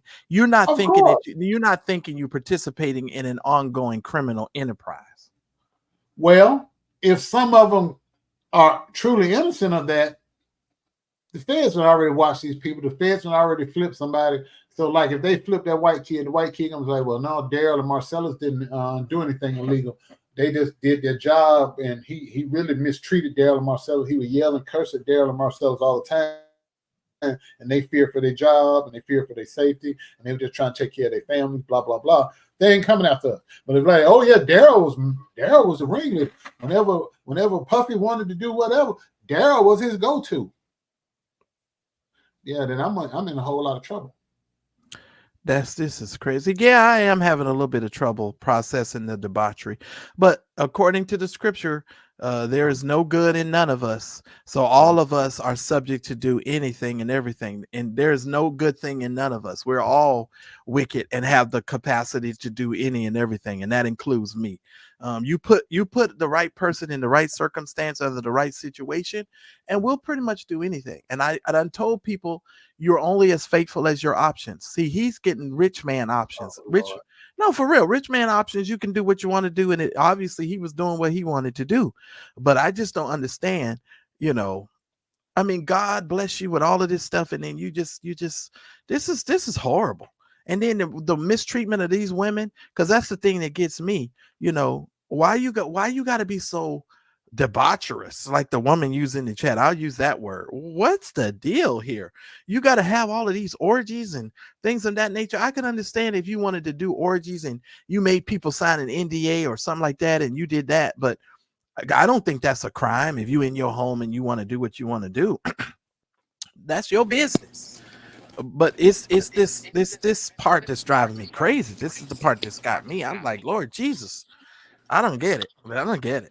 I really don't get it. Hey, well, one out again. That's fine. You got me up on the screen, so I'm good. I can keep reading. All Okay. right, y'all. I'm sorry. I'm gonna keep remember.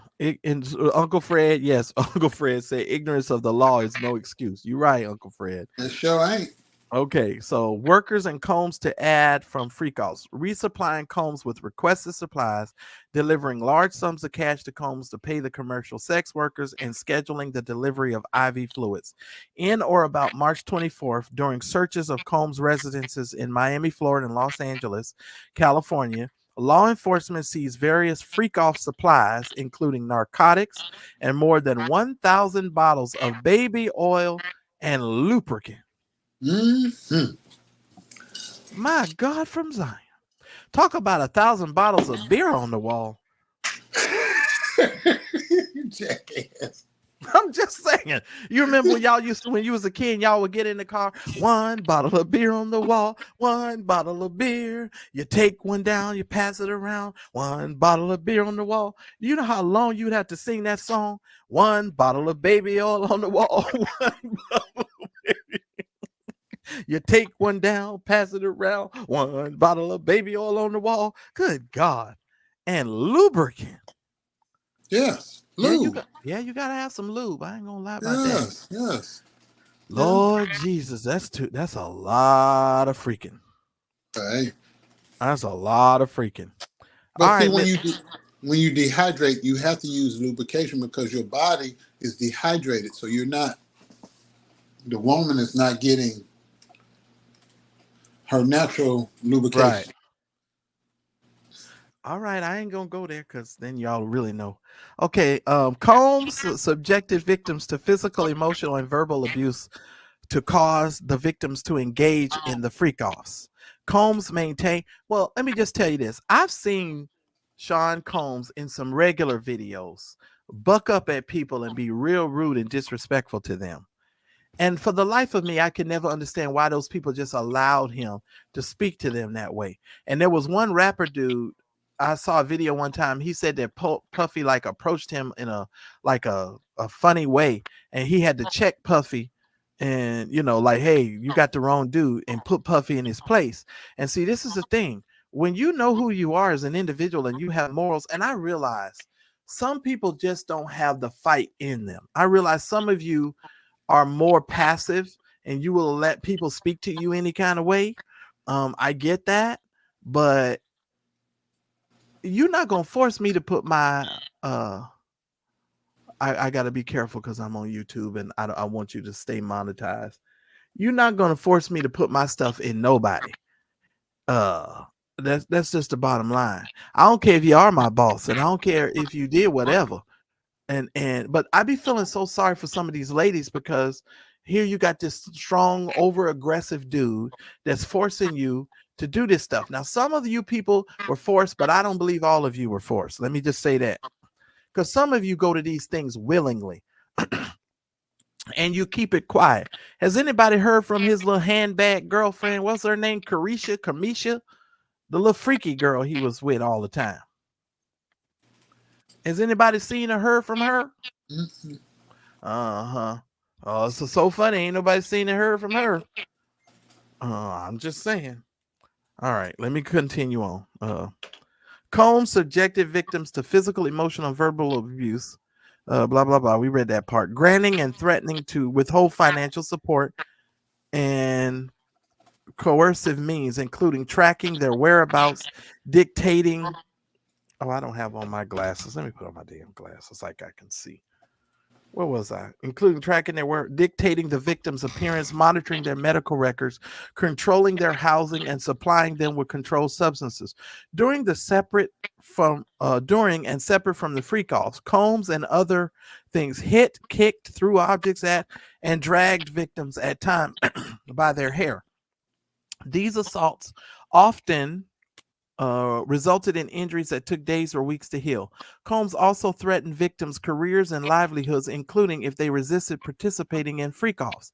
Uh, Victims believed, oh Lord, why does this in my spirit? I'm picking up Danity Kane right now as I read this. I'm sensing one of these girls from Danity Kane is about to tell something. So I think this is fit. This is this Danity Kane people. Yeah, Young Miami, that's her name, believed that they could not refuse Combs' demands without risking their financial job or security or without repercussions in the form of physical or emotional abuse. Combs also used the sensitive, embarrassing, and incriminating recordings that they made during the freak-offs as collateral to ensure their continued obedience and silence of the victims. Members and associates of the Combs enterprises, including Combs security personnel, at times carried firearms. Well, of course, there's security. On one or more occasions, Combs himself carried a or brandish, firearms to intimidate and threaten others, including victims of and witnesses to his abuse. In or around March 2024, oh Lord, during searches of Combs' residence in Miami, Florida, and Los Angeles, law enforcement seized firearms and ammunition, including 3 AR-15s with defaced serial numbers, as well as drum magazines. When they say defaced serial numbers, if you're not familiar with that, that just means he shaved off the serial numbers. Am I correct, That's Daryl? it. Yes, sir. Okay, he shaved off the serial numbers. And by the way, you guys, that in itself is a crime. A felony. Yeah. 10 Yeah, years that in prison each time you do it per weapon. Yeah, you can't shave off that because if any of those firearms were used in the commission of a crime, they can also later add that to this case, right? Yes, sir. That's what I thought. Okay. Yes, sir. All right. Members and associates of the Combs enterprise enable Combs control of other victims by following his directions regarding financial payments to victims, advancing or suppressing the victims' career opportunities, and acquiring the controlled substances Combs used to keep the victims compliant. Members of the associates of Combs enterprise at times witness Combs' violence toward the victims or the victims' injuries caused by Combs without Combs instead intervening. Instead, members and associates of the Combs enterprise help conceal the violence and abuse by, among other things, assisting Combs in monitoring and preventing victims from leaving locations such as hotels or Combs residences, and that may be kidnapping. Did they put that as a part of this charge as well? Where? Oh, Daryl's gone. I didn't even know he's gone. I was too busy reading. Shout out to St. James too. I think I saw you in the chat here. Let me see here. Let's see here. The occasions including instances in which victims were required. He said was required. That should be were required. Somebody needs to understand the English language to remain in hiding, sometimes for several days at a time, to recover from injuries Combs inflicted without being publicly observed. Members and associates of the Combs enterprise also assisted Combs in locating and contacting victims who attempted to flee his abuse. Lord have mercy. When employees witnessed to his abuse or other threaten Combs' authority or reputation, Combs and members and associates of the enterprise engaged in acts of violence, threats of financial and reputation harm, and or verbal abuse. These acts of violence included kidnapping and arson. In addition, on multiple occasions, Combs threw both objects and people. So he threw people too. Yeah. Says Combs threw both objects and people, as Yeah, well he as just hit. grabbed somebody and throw them around, toss Oh them around. wow, dragged, choked, and shoved others. Lord have mercy. But see, the thing about that, see, I know that's because he got the money, he got the power. Cause see, you ain't gonna be picking me up, you ain't gonna be throwing me. I don't care if y'all paying my salary. Cause But after a while, if he got a bunch of big old burly bodyguards behind him, he talking junk, and you already know he known to tote that iron. yeah, but I might smack this Daryl. Now we all from the ghetto. If I can't beat you, I'm gonna pick up something. I'm gonna knock the heck out you. I'm gonna knock your What? block straight off. I'm gonna get a hammer and some nails. I'm gonna have some batteries and a sock. Something's coming in your direction, and I'm gonna Yeah. pretend like I like you and love you. And when you get close enough, I'm gonna clobber your ass. And that's just It's me. clobbering time. I'm just saying, because you're not. This is horrible. Combs and members and listen, but let me take a pause here. No, you talking about what you wouldn't do. That's the same as somebody living in a rented mansion with you, and you calling them a girl's name, and if clearly a man, gay or straight. Well, yeah, that's true, but you know what? That's Same, because same that thing. person controls your finances, just like Combs. And when they're controlling your finances, they can dictate to you what they want you to do. If you're not a man who can stand up on your own 2 feet, and you have to live off of the donations of others, then it seeks to be a situation that you're in control in, Right. and therefore you're going to acquiesce to the request of said individuals. And I'll leave my comment there. Boy, when the list, this is what's tripped out. When the list of the people in court come out of the people that been at these freak offs and participated, not just show up to the party, because the freak offs is in a whole another part of the house. But when that pops off, oh boy. Lord have mercy. Well, I just want to say, if I know any of these people and they make it to the list, let me just say, I'm gonna be so upset. I'm gonna be so upset if No, because they were any. saying that he was over there, TD Jakes over there with an apple pie in one hand and what else in the other, No, butt they naked said he on had the a phone. peach cobbler and he was wearing a thong. Listen, If we'll get that's to. true, it'll be on them tapes. Yeah, we'll get there in a minute, provided these victims witnesses false narratives and events. I'm skipping down. Okay, let's get to the racketeering conspiracy. This is the racketeering part. Line item number 13. From at least in or about 2008 through about the date of the filing of this indictment in Southern District of New York and elsewhere, Sean Combs, the defendant, and others known and unknown, being persons employed and associated with Combs Enterprises, described in paragraphs 6 through 12 of this indictment, an enterprise engaged in the activities of which affected interstate and foreign commerce, knowingly conspired. Is that confederated? Is that the word confederated? Am I reading that right? Yeah, it says confederated. What does that mean? Can somebody there? Let's do a Google search. What does confederated mean? In cahoots with, basically. Oh, I didn't. You sure confederated means in cahoots? Because they put conspired. Confederated. I don't even know what that word means. I'd have to study I'm that gonna look word. it Pull up it up. for you. Please do. I was making sure we don't lose the links anymore. I put the links in the private chat Okay. to the Um, document. and agreed together with each other and violate the racketeering laws of the United States, to wit, Title 18, United States Code, blah, blah, blah. This is to conduct and participate directly and indirectly in the conduct or of the affairs of the Combs enterprise through a pattern of racketeering activity, as that term is defined in Title 18, and consisting of, here we go, multiple acts involving kidnapping. Okay, here we go. This is what I needed to get to. Okay, let me sit up. Confederated mean they join together to form an alliance. Oh, okay. So yeah, that's okay, because they said that in the YSL case, but it ain't going too well for them. Okay, so let's see here. Multiple acts involving kidnapping, chargeable under the federal provision state law. Okay, blah blah blah. Multiple acts involving arson, and they said multiple acts, Daryl, involving arson, not one act. They said multiple. Yeah. Okay, so we got that. Multiple acts involving bribery. Okay, so they're charging him with bribery. Multiple acts indictable under Title 18, relating to tampering with a witness, victim, or informant. Okay, multiple. A snitch. Right. Multiple acts indictable under Title 18. Multiple acts involving relating to forced labor. That's this part here. All right. Then this one is relating to sex trafficking.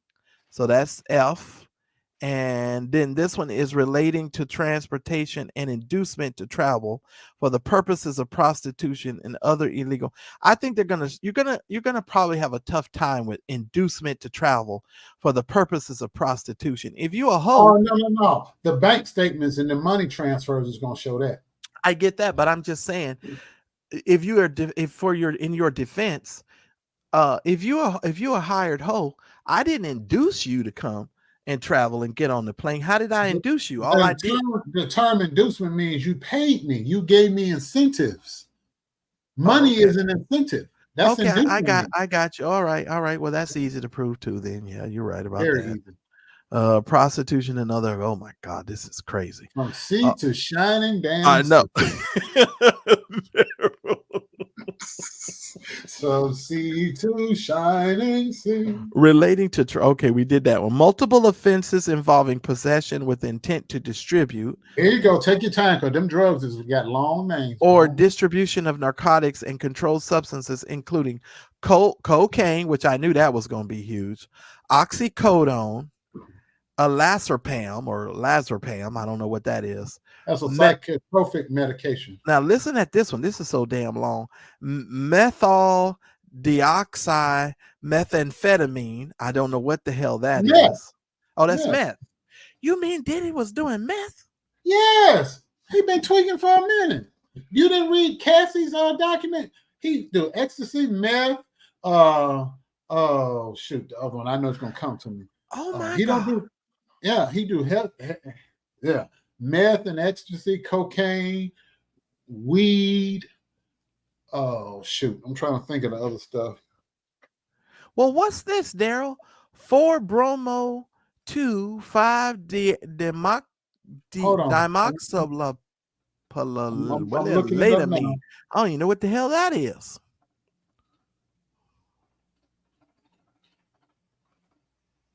4-bromo benzobromide. Yeah, what is that? Okay, 4-bromo. Hold on.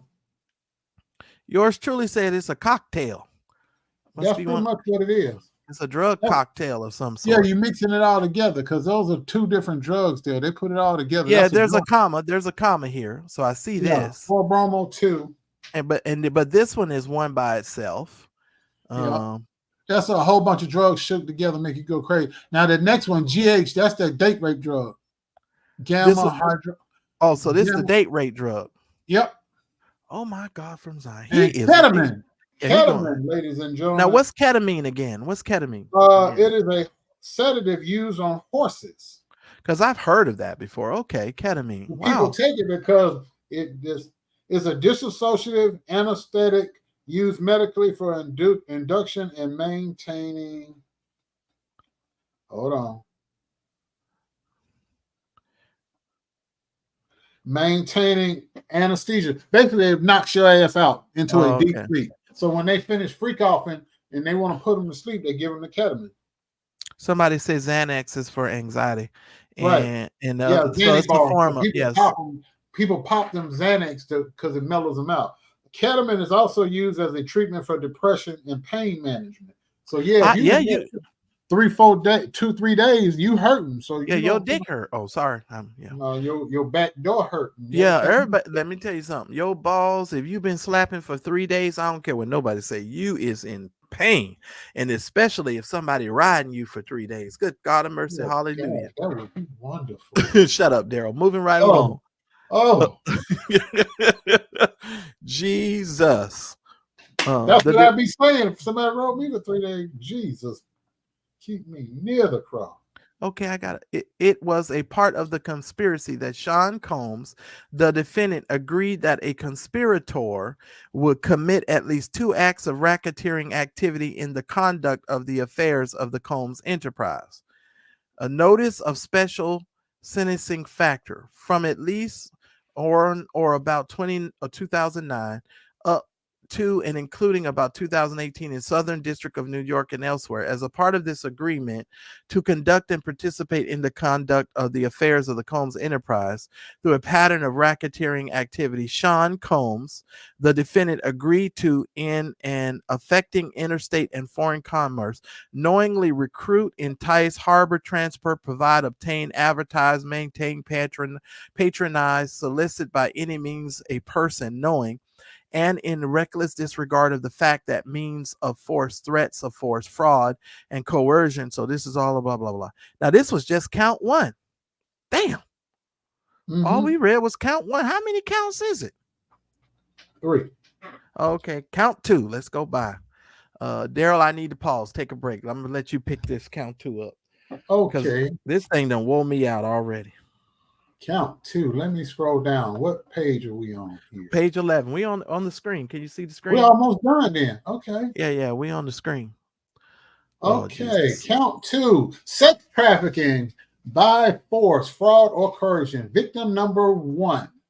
The grand jury further charges from at least in or about 2009 up to including in or about 2018 in the Southern District of New York and elsewhere, Sean Combs, the Jesus. defendant, in and affecting interstate and foreign commerce, knowingly recruited, enticed, harbored, transported, provided, obtained, advertised, maintained, patronized, and solicited by any means a person knowing and in reckless disregard of the fact that means of force, threats of force, fraud, coercion, as described in Title 18. Good God Almighty.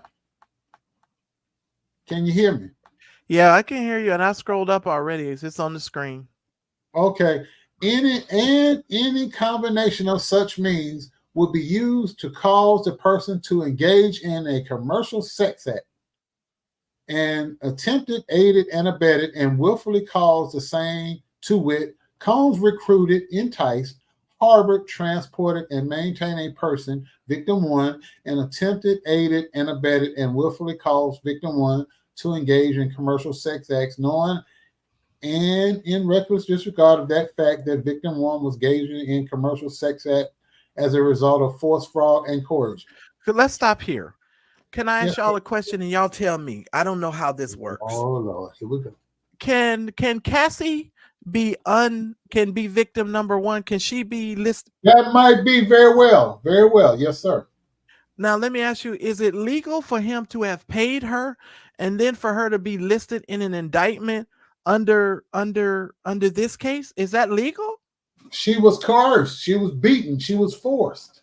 She Okay, was but my drugged. question is, he He paid said her. drugged and raped. I didn't say, oh, let me stop. But he paid her already, Daryl. Can He can paid can she her be? off, but that was in a civil case. This is a criminal matter. 2 separate courts. Oh Jesus! So she can come back and slap him criminally too. If the prosecution, no, if the prosecution calls her in to testify, Yeah, she can tell everything that she signed up sealed Ooh, and has sealed I because think this is a she's criminal case. This is I not so. I think she's victim number one because the way that this is worded, it sounds a lot like Cassie. There you go, All right, sir. all right, count number three. Count number 3. Here we go. From at least in or about 2009 up to including in or about 2024. This might be Cassie. The defendant knowingly transported an individual in interstate and foreign commerce with the intent that the individual engage in prostitution. Now, this ain't Cassie. And attempted, aided, and abetted, and willfully caused the same to wit Combs transported, aided, and abetted, and willfully caused the transportation of female victims and commercial sex workers to interstate and foreign commerce on multiple occasions with the intent that they engage in prostitution. This is who I think these victims and whatever. I think they're talking about the sex workers now, the male sex workers. And I hear Oprah Winfrey saying, "A girl ain't safe in a world full of men's." Men's. This is horrible, and this is horrible. Hey Tamara, you know I love you. My God from Zion. This I don't is know why you so shocked. well, you know why I'm shocked? Maybe it's because I'm reading it. I understand that people do all kinds of freaky stuff, Daryl. But this man, God done gave this man everything. Money, wealth, fame. And this man could not get his flesh under control. You keep trying to put a scriptural spell. No, but I'm just saying, but Daryl, this is the sin nature of man. I'm sorry, I just have to go here, but because this shows you that this man had a blatant disregard for his own life. You understand what I'm saying? Forget about other people's lives. This is a complete disregard for his own life. It really is. Some things is not in life you don't do because it's not profitable. Even if I had Daryl, even if I had the means to have a whole bunch well, let me take that back because I did tell somebody something the other day. That's why some of us don't have a lot of money, because God knows who we are. You just say that right there. What's the saying? If you want to find out who a man really is, give him everything. If you want to find out who a woman is, take everything away. Yeah, I told my friends the other night, I'm gonna keep it 100. I said, if I ever got a whole bunch of money, I'm gonna put a whole bunch of scantily clad women in a whole room, and I'm gonna have them all twerking, and then I'm gonna send a video to Floyd Mayweather and tell him, you're not the only one who can do this. That's what I told him. Lord have mercy. That's what I told him. I lied. Because Floyd is always flossing, and I'd be like, this darn Negro. But anyway, I did say that. That's what I told my friends the other day. But anyway, and that's the deviant, I guess, part of me. I'm just saying, because I think we all have the capacity for stuff, and I'm not judging the man like that. But I just know me. Like, first of all, here's another thing. I don't want to have 19 penises in a room with my penis. You understand what I'm saying? If there's gonna be a show put on, my penis has to be the star of the show. I don't. Marcellus, you got 15 penises in the room. It's just like, what? Huh? Marcellus, you're not bisexual, so that's not gonna be your thing. Yeah, that's too much. But if you're bisexual, the more the merrier. Did they mention he's bisexual in this paper at any time or point? No. Oh, okay, so I guess the video. If you read the lettering, when I had you read the very first sentence, they said women and others. And others, yeah. The and others lets you know. And when they show them videos in court, they don't see him. Yeah, that's crazy. Getting it on with a man, because because he wasn't just always on the sideline. Like that time when he jumped that woman at the elevator, Cassie. Hell, he had to wrap a towel around his ass to come chase her down the hall. Yeah, he did. He sure did. I remember the video. Do we need to read anything else? And yeah, we're about to read one other thing. I'm gonna read this. This is the forfeiture allegation. This is the part that ties in all of the criminal enterprise.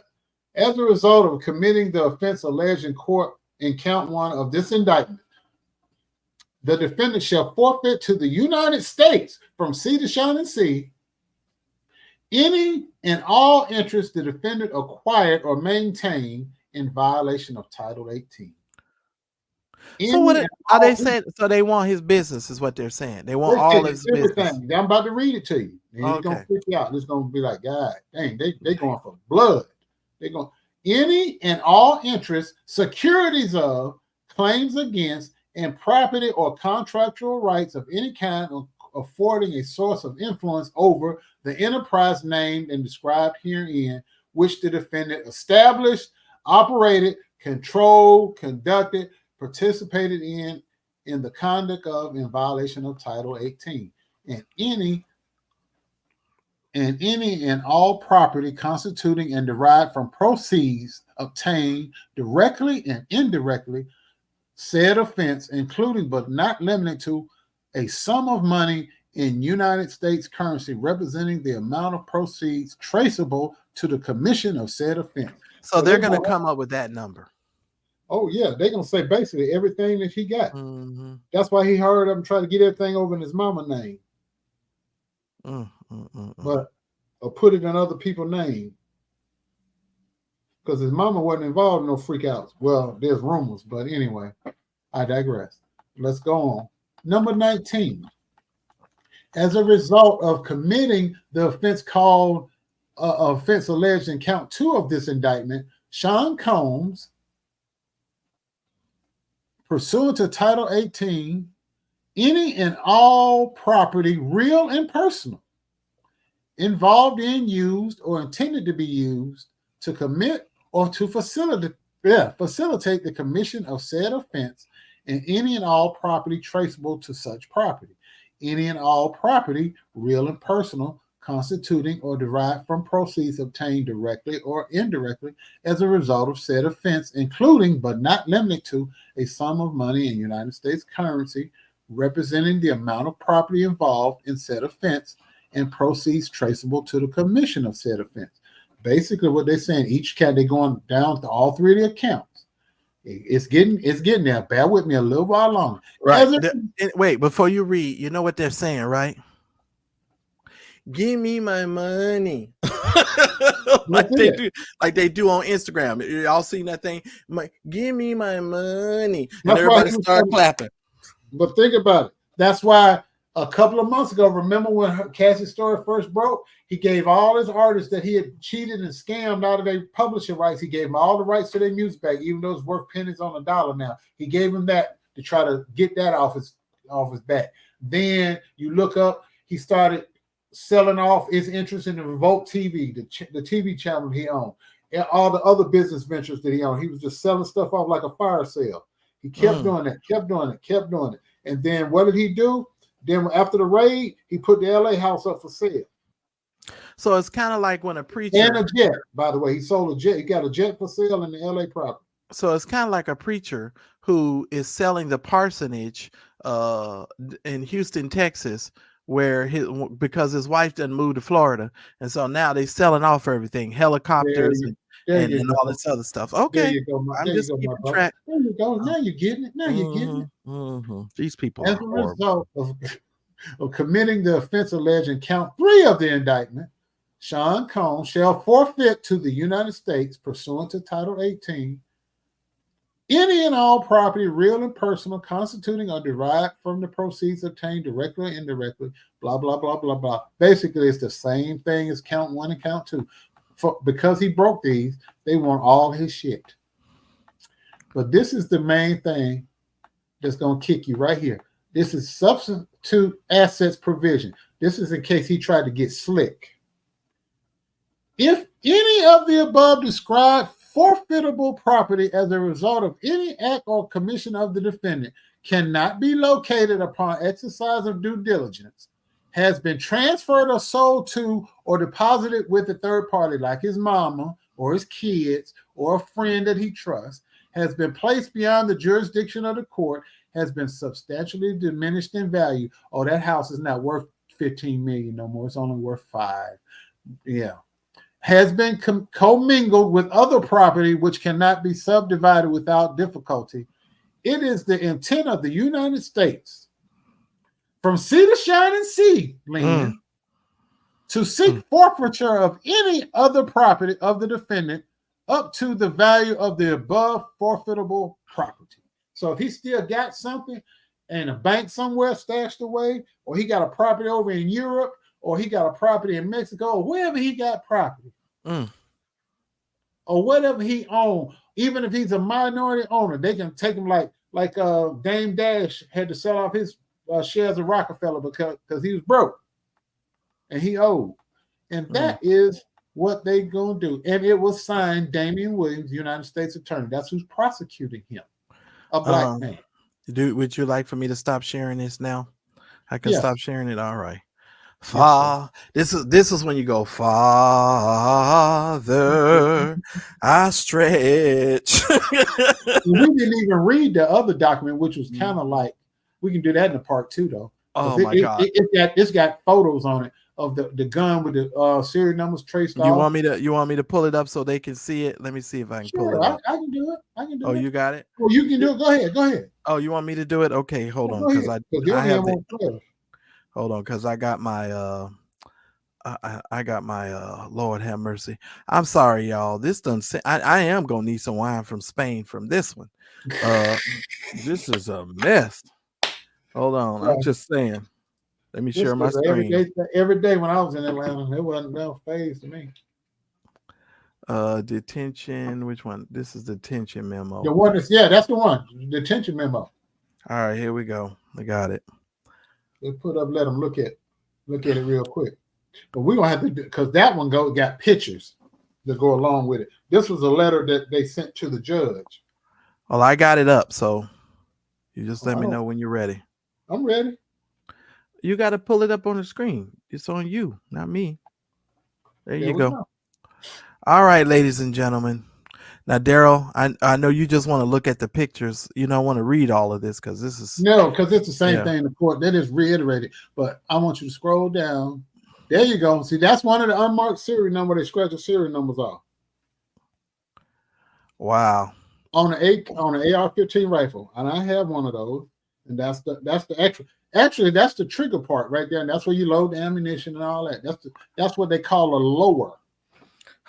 Oh my God. So let me ask y'all a question. Now, this is how my mind works. Y'all got to pray for me because my mind works this way. I'm gonna stop sharing now, Daryl. We good? Okay. You want to leave it up? You can leave it up, or you can take it down, whatever. And then they have the drum, and I'm just, because I got it on my end. Yeah, here's the drum, just so y'all can see this. Now, ladies and gentlemen, could any of these weapons with these sawed-off serial numbers been used to kill any other rappers or been used in the commission of a crime? I wonder. Very well could be. I wonder if they can link any of these weapons to some other crime. Ballistics report. Because this is interesting. That's a high-capacity magnet drum right there. That thing holds about, I want to say 100 rounds in that one. Why are you pretending, Sean P. Diddy Combs, that you some sort of gangster? You ain't no gangster. He's the son of a gangster. Well, he could be the son of a gangster, but that nigga ain't no gangster. He just scare people and intimidate people. You know what I'm saying? Because he wasn't gonna go out there and commit no damn crimes. He just holding all this stuff in his house when you hired security. What you need all of this for? And you got people that's all up in your man. Get on out of here with this. No, I know now. No damn criminal out on red carpets and stuff. You just like to intimidate people and you use your money and your influence to intimidate people. Son of a gun. Kiss my butt on that one. I'm sick of these people. Everybody always selling all these damn wolf tickets. You'll know when you meet a gangster and you better hope and pray you survive. That's what I know. Talking about you a gangster.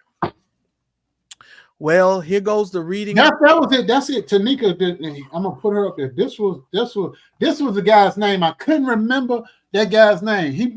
Puffy. They blew that guy's car up for dating Cassie. Blew his shit up. Blew it up. He was sitting in it and got out of it in a nick of time. Blew that shit up. Well, all I'm gonna say is, may the Lord add a blessing to the reading of this indictment. And at this point, all rise, because we're going to need to pray and have communion up after this, because this is something else. Jesus, Daryl. I'm going to just tell you like this. Please, y'all, whatever y'all do, televise this case for me, please. I need this to be on TV. Law and Crime, please submit the paperwork so that the government has to allow us to see this. Please submit the paperwork under the rule, whatever rule 22, I think that is, or something. I'd like to see this on the. I want to see this case, and I would love to see this case tried. I really would, but I know because of the naked videos, they'll probably never let us see that stuff because they're not gonna let us see that stuff because that will be airing out over television and all this kind of stuff. Daryl, they didn't charge his sons. Nope. Or his daughter. St. James says it's federal. Absolutely no cameras in the court. Ain't that a trip? Dang. That's why they had the artist drawing. Oh, okay. I didn't know that. Oh man, my head is swimming. I'm so sorry, y'all. Lord have mercy. This is interesting.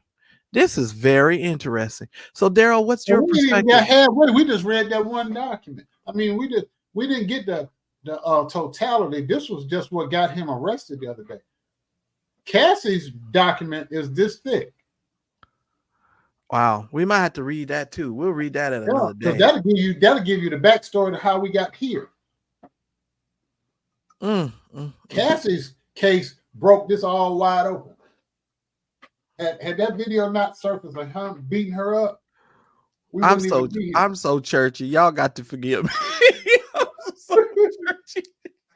I'm so churchy. I can't. I'm sitting over here. The debauchery of it all. Debauchery. You use a big old fancy word. My God from Zion. Lord Jesus. Must Jesus bear the cross alone? And all the world go free. Oh Lord. No, there's a cross for everyone. You act so shocked and traumatized. It's just hilarious to me. Oh, Lord have mercy. I'm just in shock. Because you would not think that this, I knew the man was nasty and stuff, but to read this on this paper, no wonder everybody is just like in awe. Jesus Christ, Lord, help us all. He hired male sex workers to come and have sex. Daryl. Yes. And my thing is, you didn't see the video. You didn't see the video. I sent you the link a long time ago. It was a white boy. He was talking about him and his brother. Diddy would fly them in, give them drugs, give them cash. Wow, Jesus. Wow. Not no little $100, $200. They were getting thousands of dollars at a time. Yeah, I could believe that because he could afford it. Lord Jesus. Oh my God. Yeah, man. I'm sorry, y'all. I'm just in shock. There's nothing more I could say except for the fact that I hope his sons don't end up going to jail. Oh, they say that little curly hair one, they say he might get jammed up. Now, the light skin one, but see, he did been a pervert for a long time. Remember when Biggie had the video, I love it when you call Big Papa, and that little light, that girl with that blonde hair was sitting, that girl was 15 sitting in that tub, and that's that curly hair light skinned boy's mama. So she had a baby by him. Well, but see, that also lends to me as a juror. If I'm a juror, I'm sorry. And I know a lot of people get mad when I talk and I say these types of things. At some point, there has to become a personal responsibility. If your mama bringing you to the freak offs and bringing you to the party, your mama need to go to jail too. No, her sons are grown now. No, I'm just saying, if somebody is bringing a child to a party or to a bar or to something, whatever, just like we're holding these parents accountable when their sons get weapons and go shoot up the school, we need to start holding these parents accountable when your son and your daughter is sneaking all out in the middle of the night and you don't know where your child is and they're at some freak off party and something ends up happening to them. I'm sorry, you are the parent. And just like that girl who brought her niece to R. Kelly and these people, at what point do you hold the other people, the adults, accountable? Those people are all free. You understand what I'm saying? And I reiterate my point. If you put your morals on the ground, don't be surprised if they get stumped on. And in the case of P Diddy, don't be surprised if it gets sucked or fucked. I'm just saying, if you put your morals on the ground, The it's gonna quote, get fucked quote or the hooked. late deceased Ryan Chandler. We was fucking. Right. I mean, hey, it is what it is. So predictions, Daryl. What's this date? 9/18. I Mm-hmm. think I think by the first of next month, maybe by the first of next month, there will be additional cases filed. Because in order to get people on a RICO charge, they need other people to flip on the main character. They Yeah, gotta have.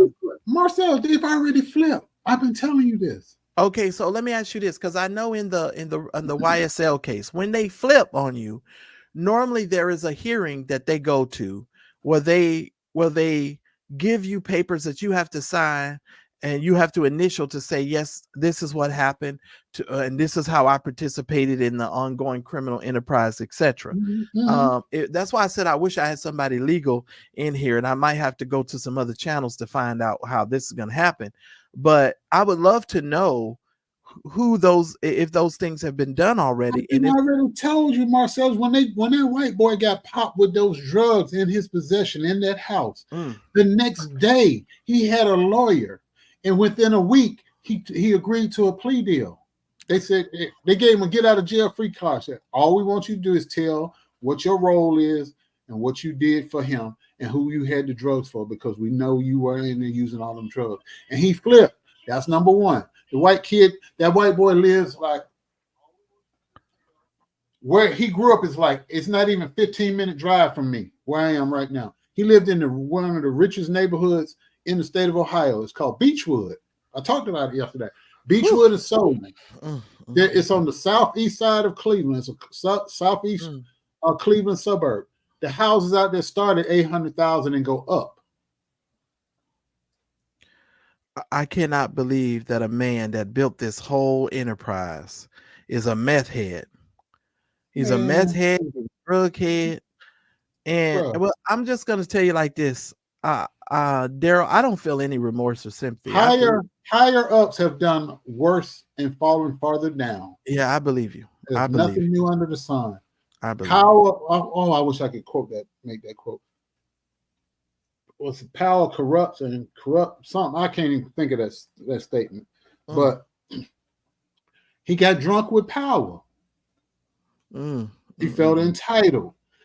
When you got that kind of money, you feel that you can just stand on the rooftop if you want to and just pee or throw poop off the roof if you want, and nobody's going to do anything to you. The more money you have, you heard Trump say, I can walk down in Manhattan and shoot somebody in broad daylight and they wouldn't even do anything.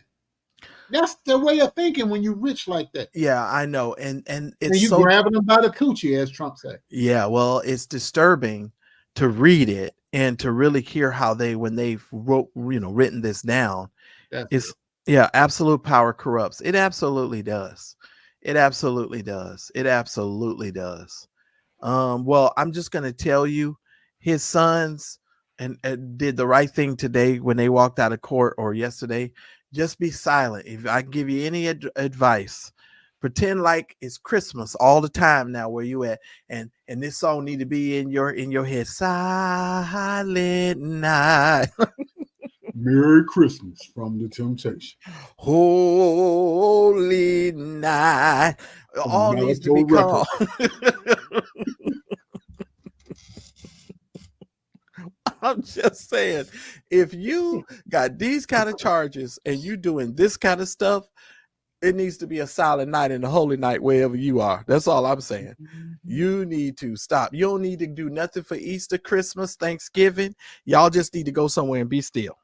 When Kevin Lyles resigned the other day,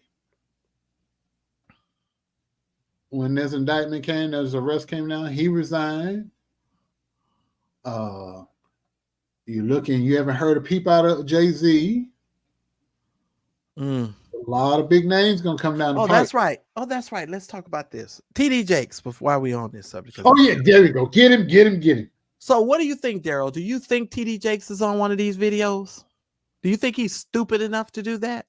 In my heart of hearts, no, but I don't put nothing past anybody. But I don't. I'm almost 80 to 90% certain that he's not involved. Okay. Because other vloggers are already using this because they have a ulterior motive of going after the man.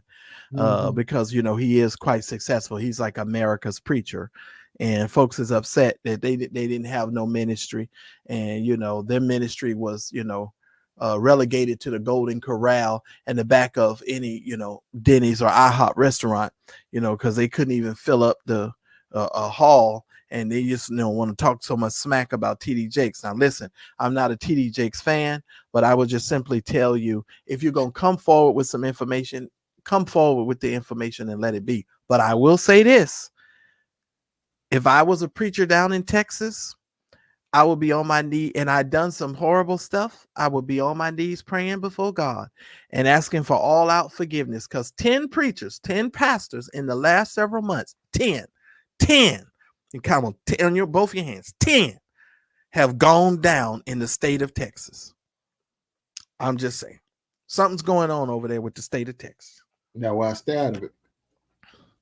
Yeah, something's going on with the state of Texas. Stars at night, a big and bright, deep in the heart of Texas. Listen here, sir. That would explain why some people is cracking up over there in Houston, Texas, and acting a nut. Because see, I'm telling you, something's going on. They got something hovering over the state of Texas. Heboso, Hebosa. Something's over there with the state of Texas. I'm just saying. Hey, glory. Something's going on with the state of Texas. I don't know who Brendan Paul is. Is that a churchy person? I'm not familiar with Brandon Paul. They would have to clear that up for me. I don't know that. Now I got the Google. Okay, Google. So listen what Lola Grace put up, Daryl. I get Justin Combs released a song the day after the raid saying they missed the house next door. Many are saying that contributed heavily to it. So these people are dumb.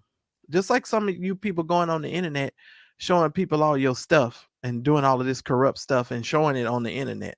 You on Instagram trying to stun for the gram, and you're doing illegal stuff.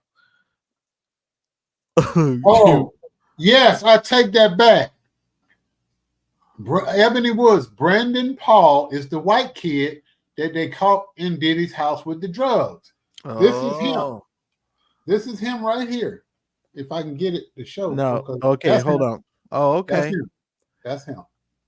Oh, wow. That was his high school basketball picture. He played at Orange High School. He went to Syracuse. He graduated from Hawkins. That's a private boarding school. This is a boarding school kid. Hawkins, they have 4 locations. They have the upper Hawkins Upper School. That's where you stay on campus like it's a dorm, and you pay exorbitant tuition to go to school out there. But isn't it always the rich white kids that end up getting you thrown into jail, and they don't even go to jail 9 times out of 10? Because he's always took a deal. He's already took a deal. Yeah, it's always the rich white kids. I'm just saying. Oh, he grew up in Chagrin Falls. The houses are even more expensive out there. Next time I go riding, y'all, I'm gonna have my camera in my window, and I'm gonna let you see what Chagrin Falls look like. Just the downtown area. It's a little village, like off of Norman Rockwell painting, and all the surrounding houses are mansions and mini mansions. It's incredible. Daryl, I don't even know what to say to this. I am. Oh, no, why? I guess because I read it. I knew he was doing some debauchery, but I didn't know it was this bad. Did y'all think in the chat? Did y'all think it was this bad? I am in shock. Oh, I'm not in shock. Nothing. I can't say because I have to name names and then I can get in a lot of trouble. But being in the film industry, and I'm gonna tread very lightly, there are certain people, like Cat Williams said, you just had to tell Diddy no. There are certain people in the film industry that are even worse than him. And I'm gonna give you one name. And they did a 4 or 5 part documentary series about him. Kevin Spacey. But he was innocent. Shit, he got found innocent.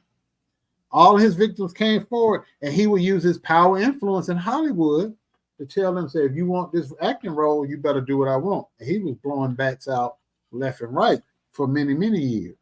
Mm. I saw an interview that he did with Piers Morgan, which was quite a sad interview, but I did see that. Now, Harvey Weinstein and that other fella, uh, so no, that is his name, Harvey Weinstein. Weinstein and his brother, And then what's the name of the other dude that killed that unalived himself? Epstein. Epstein. Yeah, those guys was all in cahoots. And this is why it's very strange. And I'm not saying this person did anything, but Oprah Winfrey was very close with that Harvey Weinstein fella. That's all I'm saying. Yeah, and she was close with Trump too for a minute. Yeah, I'm just this is some crazy stuff. I mean, she was very close to Epstein and Weinstein. Very, very. People don't realize Harvey Weinstein, the sway he had in Hollywood. But you know who's one of the top 5 most influential people in Hollywood? Who? You'd be surprised. And he's black. And he's a preacher. Oh, that boy, Kevon, whatever his name is. Devin Franklin. Devin Franklin. Yeah. Nothing from the pictures got made unless he gave the green light. Yeah. He's a very big player. Yes, he is. Now that is correct. Very big player. That's why Megan Good married him and tried to become a church girl and couldn't cut it. Well, I think with her moves are strategic, and we could talk about this all night because I really don't believe. Well, let me hush because people are gonna be mad if I say that, but it's just the truth. I don't think she ever had any intention of staying married to that man, Daryl. Every move she makes is because she loves that Hollywood life. She likes the red carpet. She likes to wear her skimpy outfits. She don't like dressing like no nun. That was probably killing her every day. Having to button up her shirts and all that kind of stuff. She was miserable every day. But see, that's if you're gonna marry a woman like that, you just need to let her be herself. You know what I'm saying? I don't need you to cover up the titties. Leave them out. Let them roam free. You know what I'm saying? I mean, it's just what's that song you used to sing from the '70s show? Soft kitty, warm kitty, little ball of fur. Soft kitty, warm kitty, purr, purr, purr. I'm just saying.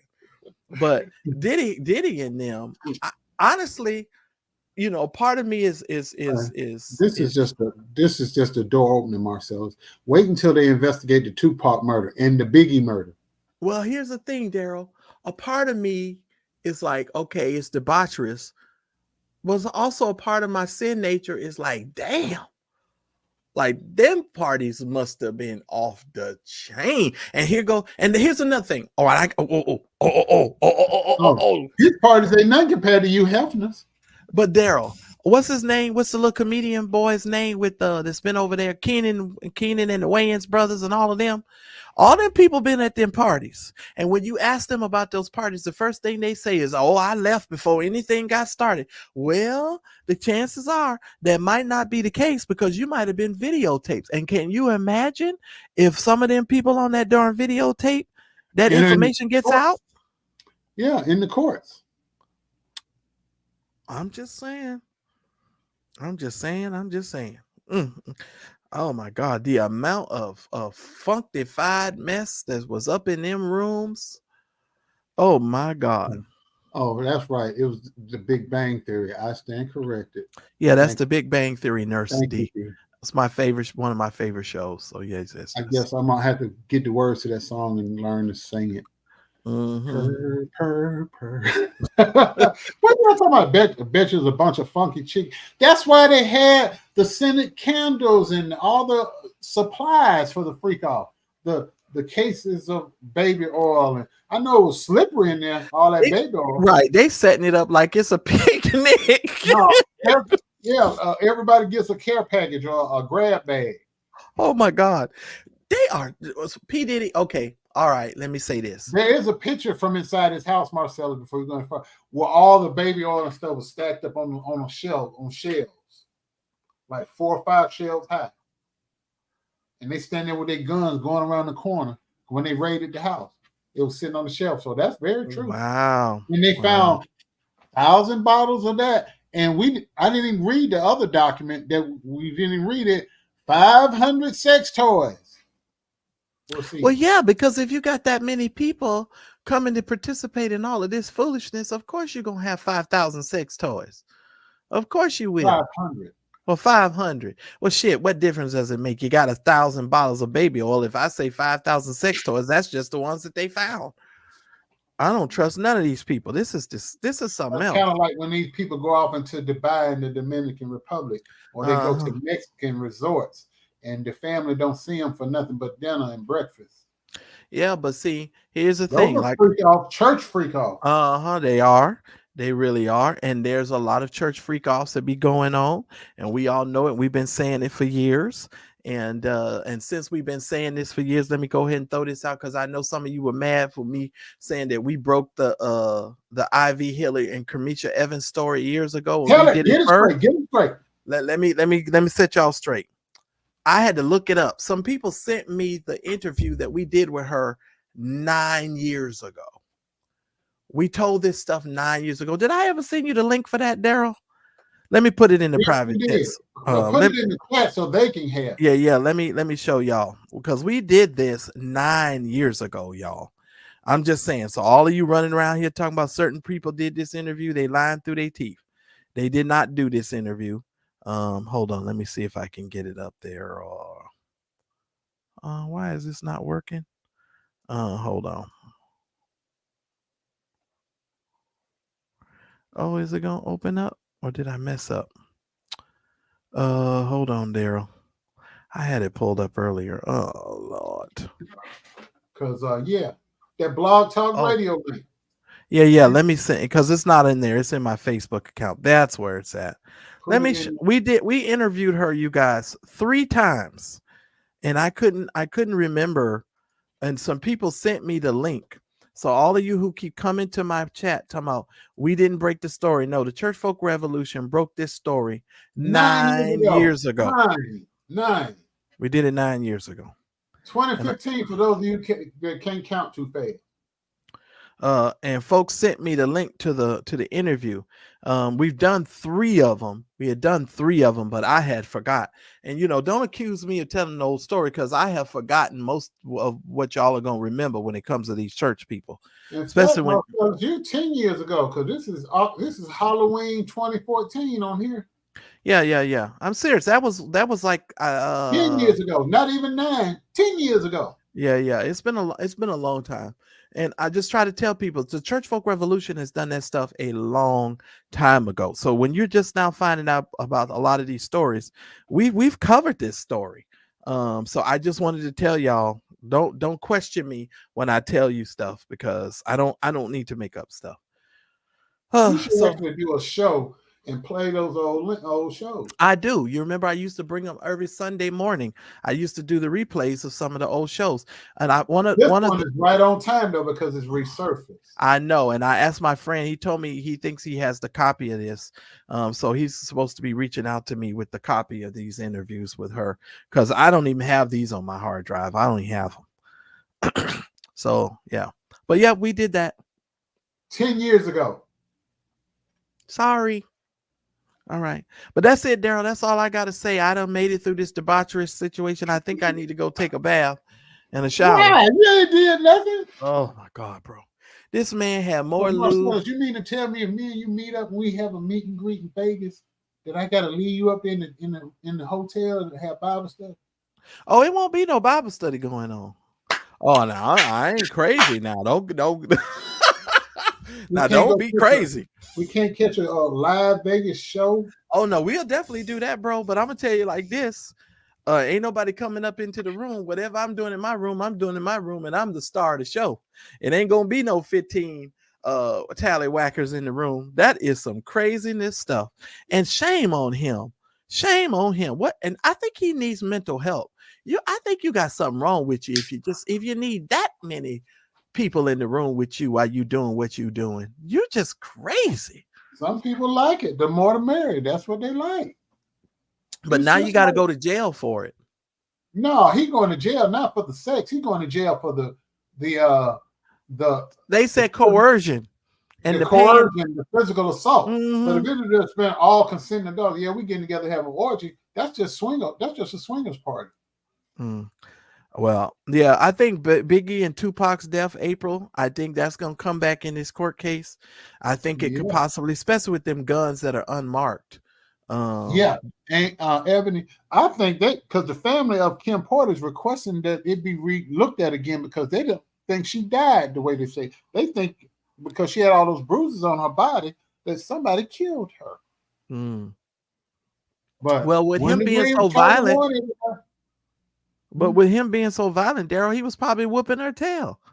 yeah, he was beating her up because she left Wow. him at one point. Then he got her back, and then she had what 3 or 4 kids by him, didn't she? Yeah, but see, here's the thing. You not, y'all need, listen, everybody, Oh, gee, I didn't know that. I didn't know that. word to the warning. Don't put your morals on the ground. If you're gonna have sex, you can have sex. You can be a freak a leak until you can't freak a leak no more. But be a freak because you want to be a freak. Don't be a freak because somebody's forcing you to be a freak or somebody's drugging you to be a freak. Because then, Actually, drugged and raped. right, you took it right out of my mouth because I was about to go there. Then they'll be on the internet talking about I said drugged and raped. She didn't say You didn't drugged say and raped. drugged and raped. I said drugged and raped. Just give me a break. So, Look, Nurse D216 says everybody that has been told on or tried to tell has been unalive or very sick. My God, from Zion. LB Sure was about to write a book. Kim Porter had wrote the book and had the transcript, and Cassie read it, and then she turned up dead. Somebody said Keefe D probably told on him too. He probably did. Who? Keefe D, the one that they're saying that shot Tupac, like killed Tupac. There's a rumor out there. If Keefe D can somehow prove that $1 million payment actually happened, he Diddy going down for that murder of Tupac. And Biggie Mama need to request that they look into to Puffy too, because she always felt that Puffy had something to do with her son's death. Did he give Biggie's mama the rights to all Biggie's music? She finally got it, but by this time, well, his catalog is worth more than them other bad boy artists. Right. Yours truly said Biggie mama died. I thought it could be possible whoever she willed it to, his family. No, Biggie mama still breathing. Tupac's mama died. Oh, okay. Yeah. Well, Wow. I know somewhere right now, Shine is sitting there, that rapper that went to prison that night they had that shooting. I know he's sitting there like, yep, karma is a mother. Oh yeah, I'm with him because you reap what you sow. Yes, I'm sorry, I'm with these people. You reap what you sow. He did 10 years and got deported, and then he went back to his home country and became a politician. Damn, a prominent politician. Well, that's what crooks do. One crook deserves another crook. But he turned his life over and he became a practicing Jew. Oh, okay. So he's a Jewish crook. What does that mean, Daryl? He's still a crook? All the darn. I'm done with you. He's just a Jewish crook. I'm done with you, brother. Oh my Lord. You ain't right, Martin. I swear to God, you ain't. I don't have nothing else to say. All I can say for you guys, I love and appreciate every single one of you. Can you guys please support the channels by Cash App? Daryl has a $50 bill he has to pay every month to keep these shows coming. I sure do. Yeah, if y'all could be good, that would be kind. In the rest of the week before the week is out, I'm gonna tell all you guys on my channel what I'm trying to raise so I can be free to make more videos. I got a specific number I'm trying to hit. Once I hit that, I can be free and not have to work so much. And I'm gonna give y'all the number so we can work on it and get it done so I can make more content. I appreciate y'all. Daryl, I ain't got nothing else to say. I need to go recuperate. We done went almost 2 hours and 40 minutes of you being flabbergasted. That's what's so funny. Well, Daryl, I mean, I knew they do this stuff. So if I ever call some of my friends over that are into the alternative lifestyles that you've never ventured into, it'll probably have your jaw drop. In fact, I'm gonna call Lady V and her husband, see if they'll let me interview them. Let me tell you something, Daryl. I will be. You'll find me some. First, you'll find me in the corner staring, because that's what I'm gonna be doing. Y'all gonna think something's wrong, and you need to get me some help, because I'm gonna be in the back of the room looking, because I'm very observant first. First, I observe everything and everybody, and then I'll be like, it's like what do you call double dutch? You know what I'm saying? Before you get in, you got to find the rhythm and where you know what I mean. And Mhm. so you got to find the rhythm. But I'll leave it there. Um, well, I don't no, know. go ahead. No, I'm just laughing at you. I'm reading these comments. I need to stay out of them. Well, yeah, those IV fluids. I mean, if you having sex for 3 days, oh, fuck. In a drug-induced state. You don't even realize that because they could have actually, if they didn't get the IVs, they could have actually had a heart attack and died because I all the amount of drugs in their system plus dehydration cause heart attack, cardiac arrest. I saw a video one time where Puffy was sweating like a greased pig.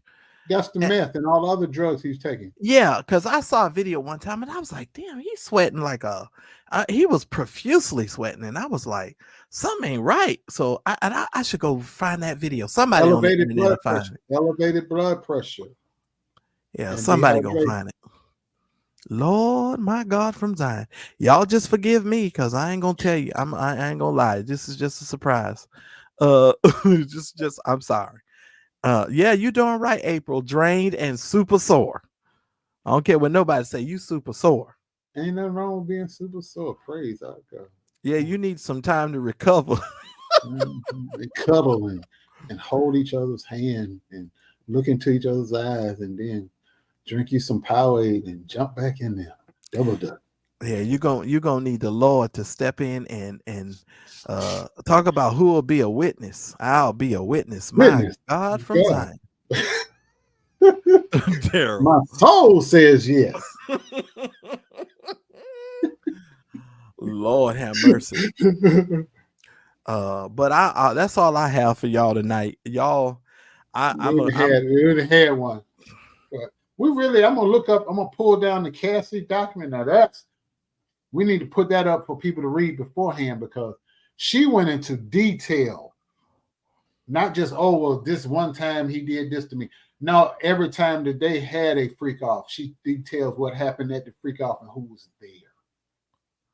she named names. Yeah, because Tasha K interviewed one of the white guys that was in this freak off.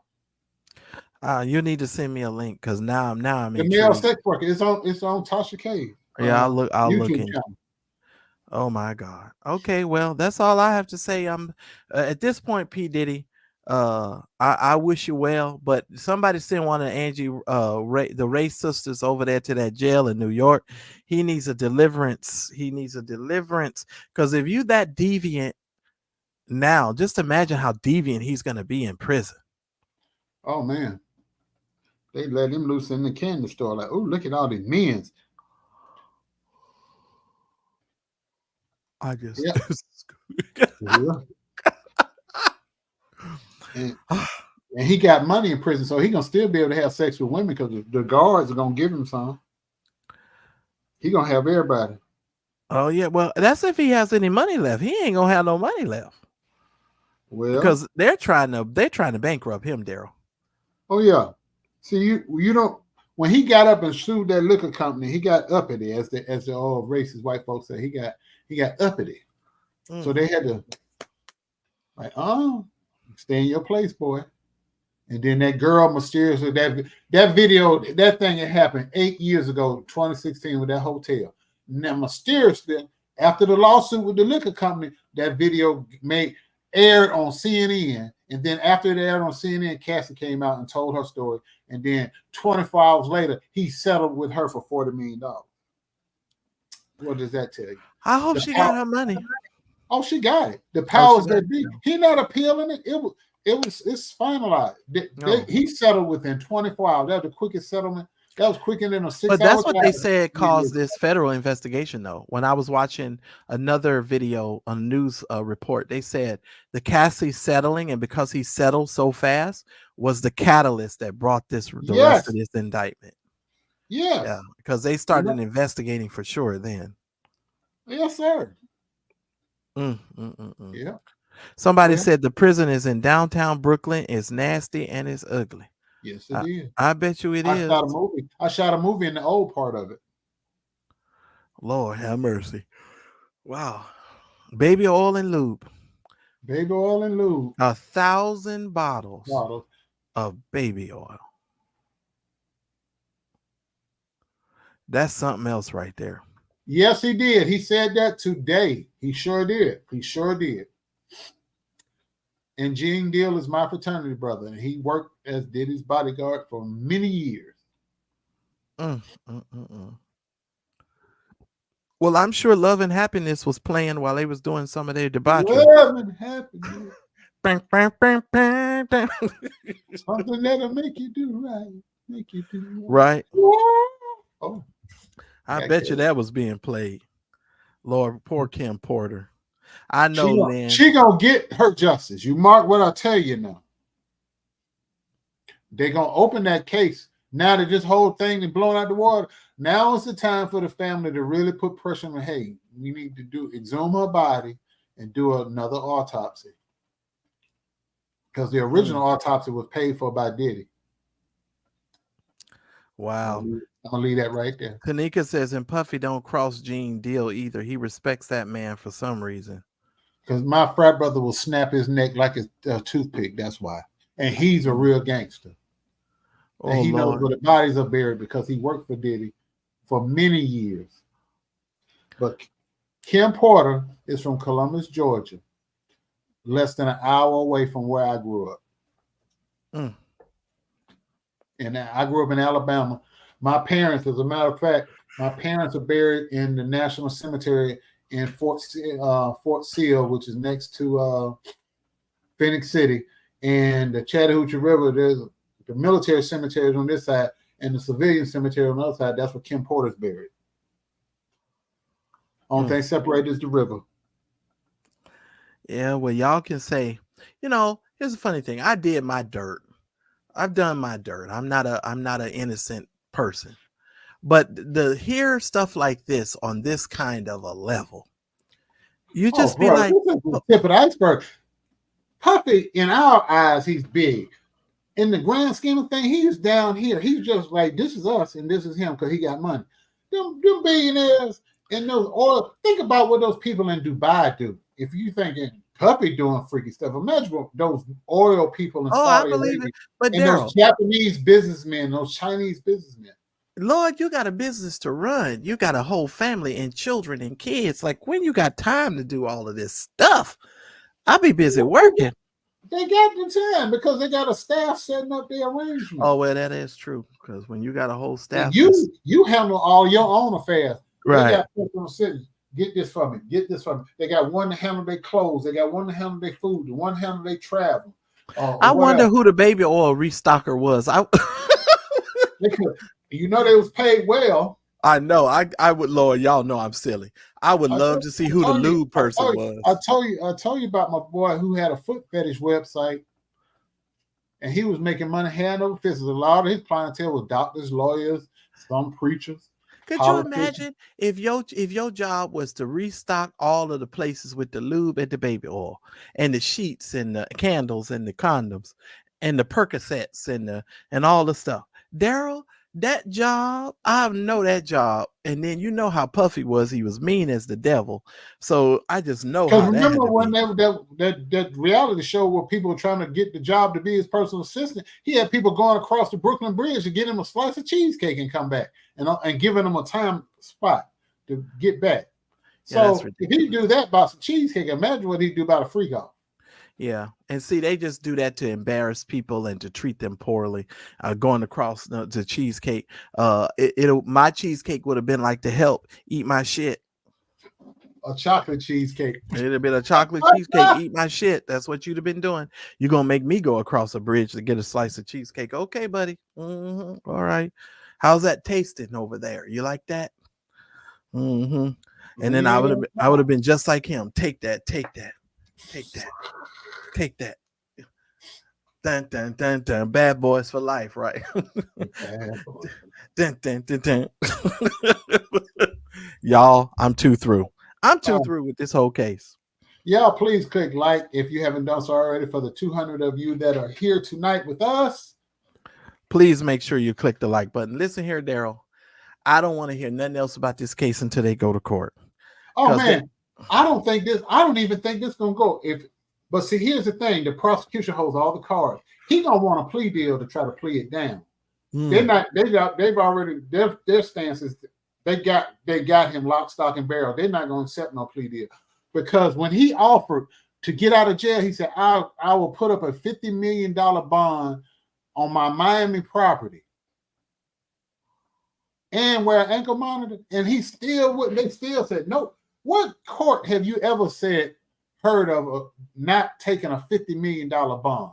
Yeah, that's because they think that they think he's a threat to society, and based on what I just read, he most certainly is. He's violent. He's a violent little man with the means, and the main thing, he's a flight risk. Even though he's selling one of his jets in that mansion in LA, he can hop on a plane in the middle of the night, go to some country with no extradition, like Venezuela, and they will never bring him back. Just like Russell Simmons is in Bali, and he will never come back here. Because Oprah did that documentary on all the women he raped all the way back to the 80s. He's never coming back here. Plus, Lamar Simmons took his money. Oh. Yeah, well, I think Oprah. Well, we're not even going to go down that. That's another reason why I can't stand Oprah. I don't like Oprah or Gail. If I'm gonna tell y'all the truth, Gail, funny looking, but from the neck down, Gail got a young girl body. No, Gail got ass. Yeah, you better believe. Got a bass drum. Yeah, yes, sir. Yes, sir. Yeah, yes, sir. I'm partial to them bass drums. Yeah, but I mean, you can't walk too fast by because them wigs be so dry, she'll go up in flames. I ain't lying. No, my God, them wigs be some hell of a CVS wig she be wearing. CVS. They in the back of CVS. I ain't lying. Them wigs be so dry. About being gay. And the ice is hot in the tussie. That's why everybody over there are taking Ozempic. Oh, it's magic. You know, that's why. People right here claiming they're taking Ozempic. They ain't taking Ozempic. Please, I know what their last breath. But here's the funny thing, I think people are going too fast with this weight loss medicine because everybody done seen the little medical advancement. Now everybody just hopping on with this darn Ozempic. You better slow down because all of this stuff gonna have after effects, and you may not know what it's gonna be until later. You sticking yourself now and you losing weight now, you're gonna have health complications later. That's all I'm saying. You'll be somewhere like Bridget Hilliard being rolled out of the airport talking about, I have no anxiety. She looked like, hell. I have no anxiety. I'm not gonna take any medications. I'm gonna live my life pain-free. And I want to thank the apostle and my daughters for praying for me. Wait a minute, Daryl. She did a whole video. I'm at the pizza shop. I stopped to get me some pizza. Well, you gotta think about it. In her lifestyle, that's regular people stuff. She wasn't doing that before. I'm sure she was getting pizza and stuff. They was probably somebody was going to get it for her. Might be going to get it. They weren't delivering them to her gate because they lived on a compound. Wasn't nobody driving through them gates to deliver no pizza. That was they were sending people out to get it. I saw that video. I watched it again this morning because, in all honesty, I just my heart went out to her a little bit. And then she was like, I want to thank Rich Talbert for his song, I'm Alive, I'm Alive. Because honestly, you guys, when I watched the other video, just what she actually did, she OD'd, Daryl. Yeah, she OD'd. And then her and in my opinion, this is my opinion. I'm not stating this fact. She was beating somebody's fist up with her face. Yeah, well, she definitely OD'd. Now because she said in that video, I died. That's what she said. She said it in the video. She said I died and they was able to bring me back. That's what she said. I saw the video. That's what she said. Now, I hope she ain't going to be coming out with a new book talking about I've been to heaven. And if she come out with a video talking about she been to heaven, y'all, immediately let somebody get her some help. And that's all I'm going to say on that note. We've been here. We had a good time. We got to do this more. We got to do this more. Yes, I'm praying that you can get in contact with Carmisha Evans. I don't know, for some reason I just believe everything that young lady said. Oh yeah, it's true because she's not a liar and she's a sweet person. I done told everybody she's very lovely. That little 17-minute video I showed y'all, that video, she got straight to the point. And see, let me explain something else to y'all while I'm on here. Church people talk differently than people in the world. And y'all need to understand that we have our own language. And you have to know how to read between the language of what a church person is telling you. And some of you don't speak church, so you don't understand what's being told to you, because you heard that whole 17-minute video and people was like, well, she ain't said nothing. I'm like, no, she told you a lot in that video if you knew how to decipher the code of what she was telling you, because it was in code. I'm just saying. Like Marcellus deciphers church code, I decipher heathen code. Yeah, because I'd be confused sometimes with the heathen code. I'd be like, what does that mean? What are you saying? See, that's how we help each other. I don't understand. You keep me abreast of certain things about gospel artists and preachers, Right. and you be naming these people like, you don't know him. No, I have not. Hold on, let me Google. I'll get right back. Y'all keep talking. Let me Google who y'all talking about. Listen, if you guys met, if y'all was in a room with me and my sister and I are like night and day. We're totally two different people. We were raised in the same house. Now, my sister knows how to maneuver through a lot of stuff. Me, I'd be sitting there, I'd be like, huh? I'd be like, what just happened? I don't know what just happened. But that's just me. I'm just saying. But anyway, let's get out of here, Dale. I love and appreciate every single one of y'all. Thank y'all for supporting us. Please make sure that you look at the ticker tape or the descriptions of these videos to support the Mad Church Disease channel, as well as the Cigar Vlogger. Make sure that you guys do that. We really do. Right now is a crucial time for both of us, so we really do need your support. I'm not going to be coming on here begging, but I do need y'all's support, so please do so. Yeah, forgot we love the heathen code. I decipher heathen code. So when he don't understand stuff like this stuff tonight, when we start reading these documents, that's, I at one time I was working as a doorman at a strip club when I lived in Atlanta, and I seen and heard everything. This stuff don't faze me, don't surprise me. The first time I went to a strip club, I was 26. I think I was 26 years old. You all need to understand something. I took my first drink when I was 25 years old. Okay. I'm giving you the time frame. I saw my first complete movie that I could remember when I was 18 years old. Wait a minute. You ain't never watched no movies before the age of 18? Not that I remember, Daryl. I'll be honest. If I did, I don't remember them. I remember my auntie taking me to a movie theater once, but going to a movie theater and sitting in a movie theater, I don't recall ever doing that. And unless my sister or my cousins and them can, remind me. No, I don't remember that. Oh Lord, yours truly. We're gonna bring you up one night. We're gonna have to talk to you. Yeah, she said at 21, but here's the funny thing, yours truly. I got my first piece though when I was much, much younger. That's the funny thing, because we did used to play hide and go get it. I'm just saying, we played that a lot. Hallelujah, bless God. I remember. Yes, I remember. Let's move on. I don't want to start talking about that and go down that road. That's for a whole nother show. I'm just saying. Okay, all right. As for Natalie, is that from Reddit? Because I'm already on the Reddit feed, Nurse D. Wait a minute, I got my baddies on Reddit. You had to tell me, because I don't be doing that on Instagram. I go to another deal for my other stuff.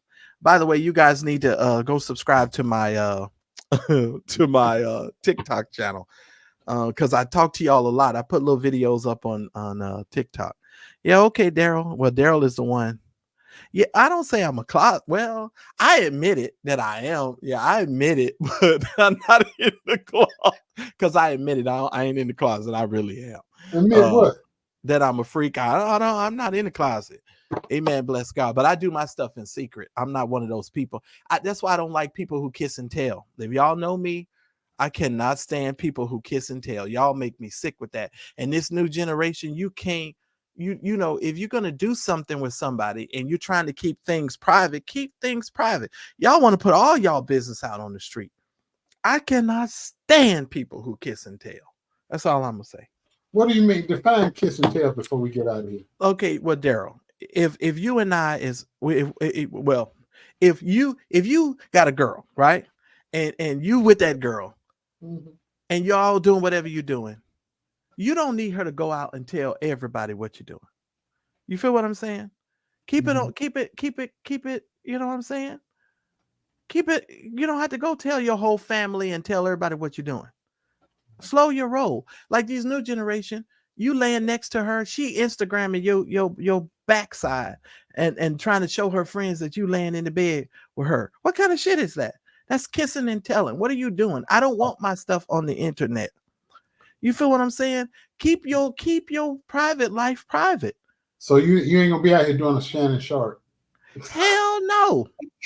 Hell no. And Shannon, whatever. I think to be honest with you, I think Shannon, you know, he don't want people to think he's gay. And so I And think then some the of that, next day after that, he doing advertising for male enhancement. dude, he got a whole Male, bunch of stuff he's selling, bro. He no, got no, he was he doing got that. For, pills he's selling. The yeah, next day, the next day it's called Roll. dude, this R-O. mm, Yeah, Roll Male Enhancement. You see the advertisement on Facebook. he just don't Roll want. Sparks. It's But called Roll Sparks. listen here, if you're a red-blooded male, and see, this is just me. I don't have nothing to prove to nobody. You can talk about me until you blue in the face. I don't know you. You don't know me. I don't have. That's high school shit. You understand? And as a man, of course, I know no man wants their, sexuality to be questioned like that, and I get it. But it's just like I'm grown. I'm fully grown, so I don't have anything to prove to no niggas. Excuse my French. I'm not gonna be out here like showing my red, white, and blue underwear because somebody said I had 5 inches and I only last 3 minutes. You standing in the window with your red, white, and blue underwear on. You know what I'm saying? This is the kind of stuff. I'm just built different. I'm built for tough. People need to understand I'm built for tough. There's no way in the world I would be out here on the internet. Ladies, well, I think older women don't have this issue. It's the new generation. These new generation of women. That's why you got to understand, fellas. If you're gonna fool with a younger woman, just understand your ass gonna be on Instagram. You're gonna be on TikTok. You're gonna be on Snapchat. They're gonna put your ass everywhere. You're gonna be seen everywhere, and you better recognize and you need to know that. And you need to have an agreement with a woman when you first get with her. First of all, I don't even want your social media. Ain't gonna be no snapping of pictures and all of that kind of stuff. And I'm not gonna be posting you on my Facebook page.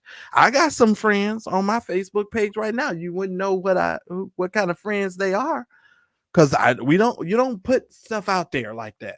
Don't do that. Don't be posting diploma. This is my new boo. No, keep your private life private. That's all I'm saying. And keep your hoes happy. There was another vlogger that used to say that, right? He didn't keep his. He He didn't. failed that Yeah, miserably. he fell miserably. Here's the thing: Saw the bank deposit failed miserably. P Diddy did this the wrong way, in my opinion. Do you think if he would have had these people to sign NDAs and that they were freely, willingly doing the stuff that they were doing, it would have been a different situation, or no? If he'd have had NDAs and he paid them, Because you mean to tell me in all of this that nobody snapped a picture or had a video? The way people and these young people like social media today, don't nobody have no video? This is odd. So maybe he collected all the cell phones as they came into the room and locked them that's up. what they do, because that's what T.I. and his wife did. You turn them cell phones in when you hit the door. Yeah. Well, she looked like a Muppet without her makeup. Oh hell, I knew we were going to. She do. She belong on Fraggle Rock. Have you seen? I haven't heard that name in 20 years. Damn it. Tiny deserved to be on Fraggle Rock. I'm just saying, Daryl, get us out of here. I know you're ready to go. I'm done. Fraggle Rock. Y'all pray for him. He's been traumatized. Now he want to come back and sit there do old TV shows. Just saying. Brother, God be with you. We'll talk in a minute. All right, y'all. It's been real. And our outro, you know how we do it. Here we go. And we love you. In the criminal justice system, sexually based offenses are considered especially heinous. On the internet, the dedicated detectives who investigate these vicious felonies are members of an elite squad known as the A-Team.